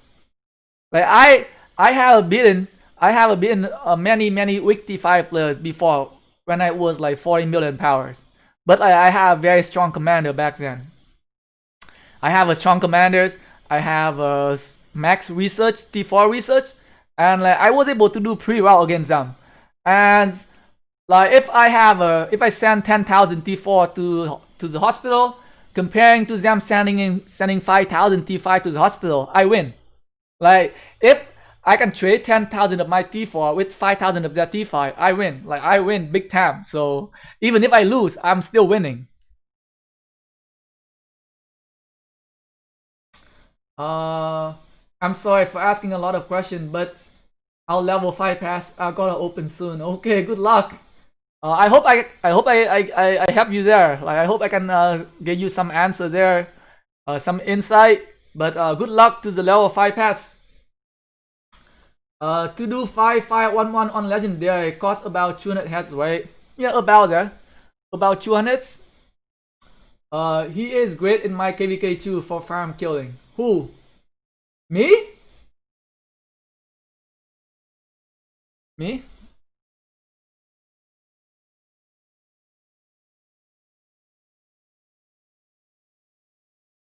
Killing farm is an art. Like a lot of people, like let's talk about farm. Let's talk about farmer killings. So one thing you need to know about KvK is that resources is very important. Like last KvK, like I run out of resources. So if you in KvK and you letting your enemy farming resources, it means you letting them win. Like, and if you have a chance to cut down on their resources, what should you do? Like, should you just let them farm or should you kill their farmers, right? So like I play KvK as it should be. Like I use every tactic I could to handicap the enemy kingdom, to make their kingdoms to make the enemy kingdom weaker. So like killing farmer and then like hitting people AFK, all those things as a part of the game. Like you don't want to go on a fight against 1 versus 1 for like an even trade-off, right? You want to have a positive trade-off. You want to spend 1 million resources for them to spend 10 million resources. so that you can last longer. So KvK is all about like outlasting the enemy. So for you to let the enemy kingdom to farming resources, it means that you letting them to last longer in KvK. So if you don't kill the farmer, it's up to you. Like you don't play the game like it should be. Like I have a no shame. I have a no shame to admit that I kill a lot of farmers. Like if you have a problem with people killing farmers, it is your problem. It is your issue. You don't play the game like it should be. No, we'll see. Oh, I hope you remember, because like in KvK Season 2, a lot of people were crying. Like a lot of people were crying about me killing farmers because I kill a lot. I think in KvK Season 2, I killed about like 50 million or more. I killed over 50 million. So again, like it's how you should play the game. It's how I think I should play the game. I always go into KvK with 100%. Like anytime I am available, let's say I am available to play today, and if I can spend some time to like inflict some damage on the enemy, I'm gonna do it. Like if I can do it myself, and I'll do it myself. If I can do it with other people, then I'll do it with other people, right? So it's how you play the game. And I think I forgot to freaking buy my courier station today. God damn it. I think my courier station expired. I spent too much time talking. Yes. Damn it. Oh, I wasted my courier station reset today. God, son of a gun.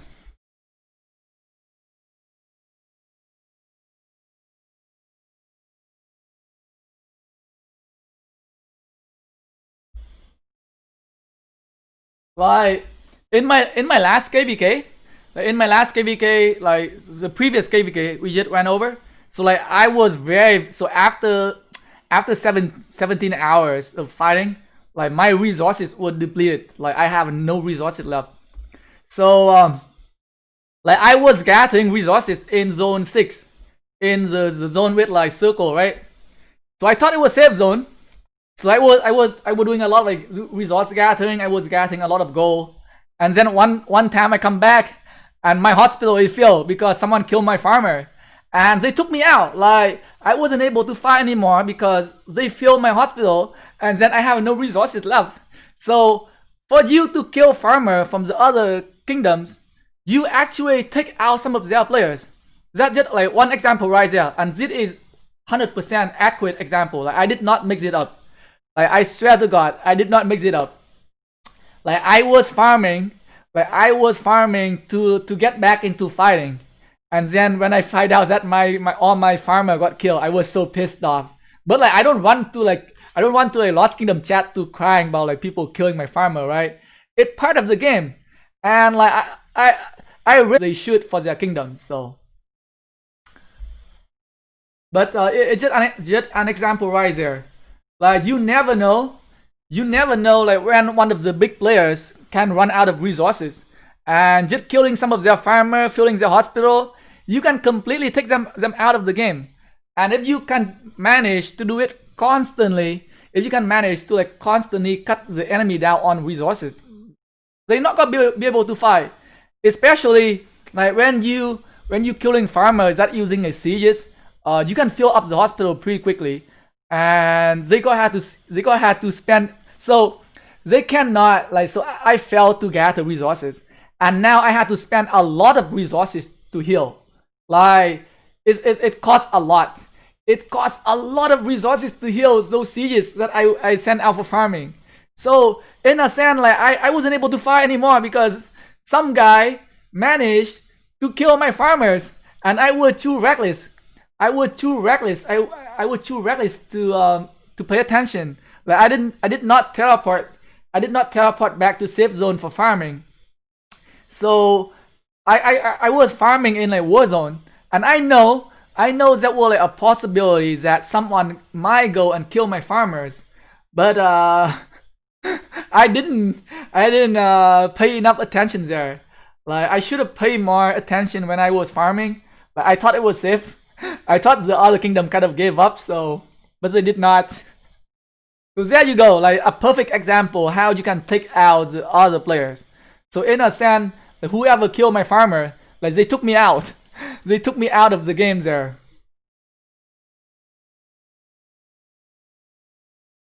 Killing farm is better than regular fighting for kill numbers.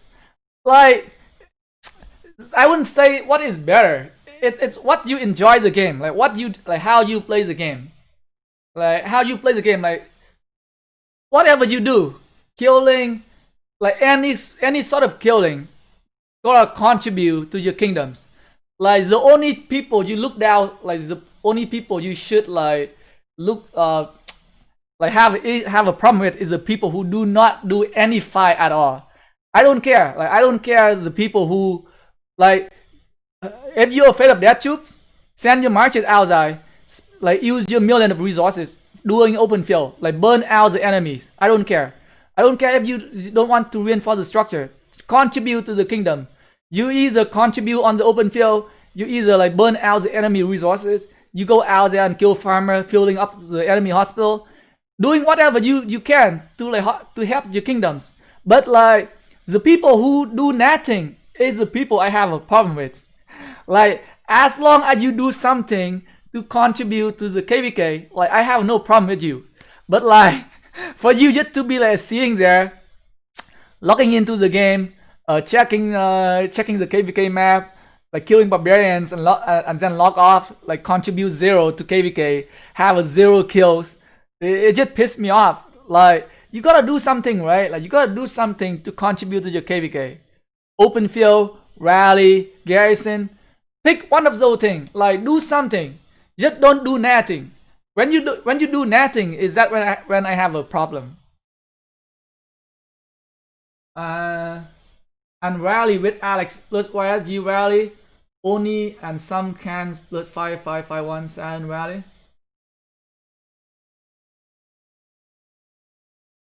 Yeah, so Alex and YSG can be very good rally as well, but I didn't see a lot. I didn't see a lot of Alex YSG rally on my KvK Season 2. I am seeing a lot of Alex Chombatel. If I had to rally, I would use Alex YSG. Alex and YSG is very good for a counter rally. So if you are running like a counter rally, I would strongly recommend you using Alex and YSG. You can provide a very good field support, a very good field control there, and you can do a lot of damages to the rally.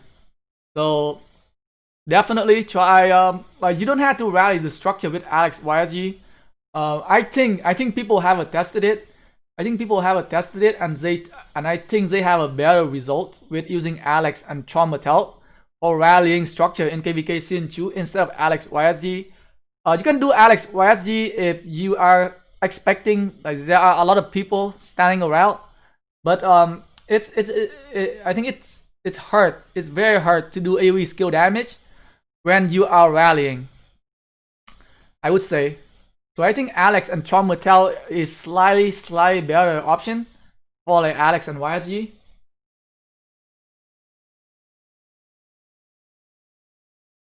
And don't worry, you didn't miss Korea Station. She comes 0. It depends on how you reset. She doesn't have a set time. So I reset my Korea Station at 0. I reset my Korea Station at 2. And I reset my Korea Station at 4.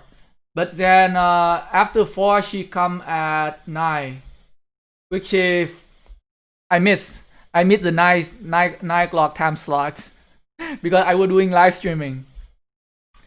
And 14, at the 14 right now, she's not here, so I need to. It depends. It depends on how many barbarians you're killing as well. So to speed up the timing here, you can collect the troop training or barbarians. So usually I do have a schedule for her, like for my time, for my specific time. But I forgot it today. Because I was too busy talking. Anyway, guys, I hope you guys have some fun times there. I mean, like, we didn't do extremely well in the Ark of Osiris match because we didn't have enough players. But I hope I was able to answer some of your questions there. I apologize if I missed some of the questions there. Like, I am not the best person when it comes to a reading. I never meant to ignore anybody. And if you have some of the question in the live chat and I don't answer them, you feel free to message me like on Discord or in game. I'll try to answer them. Anyway, guys, enjoy the rest of your days, and thanks again for tuning in.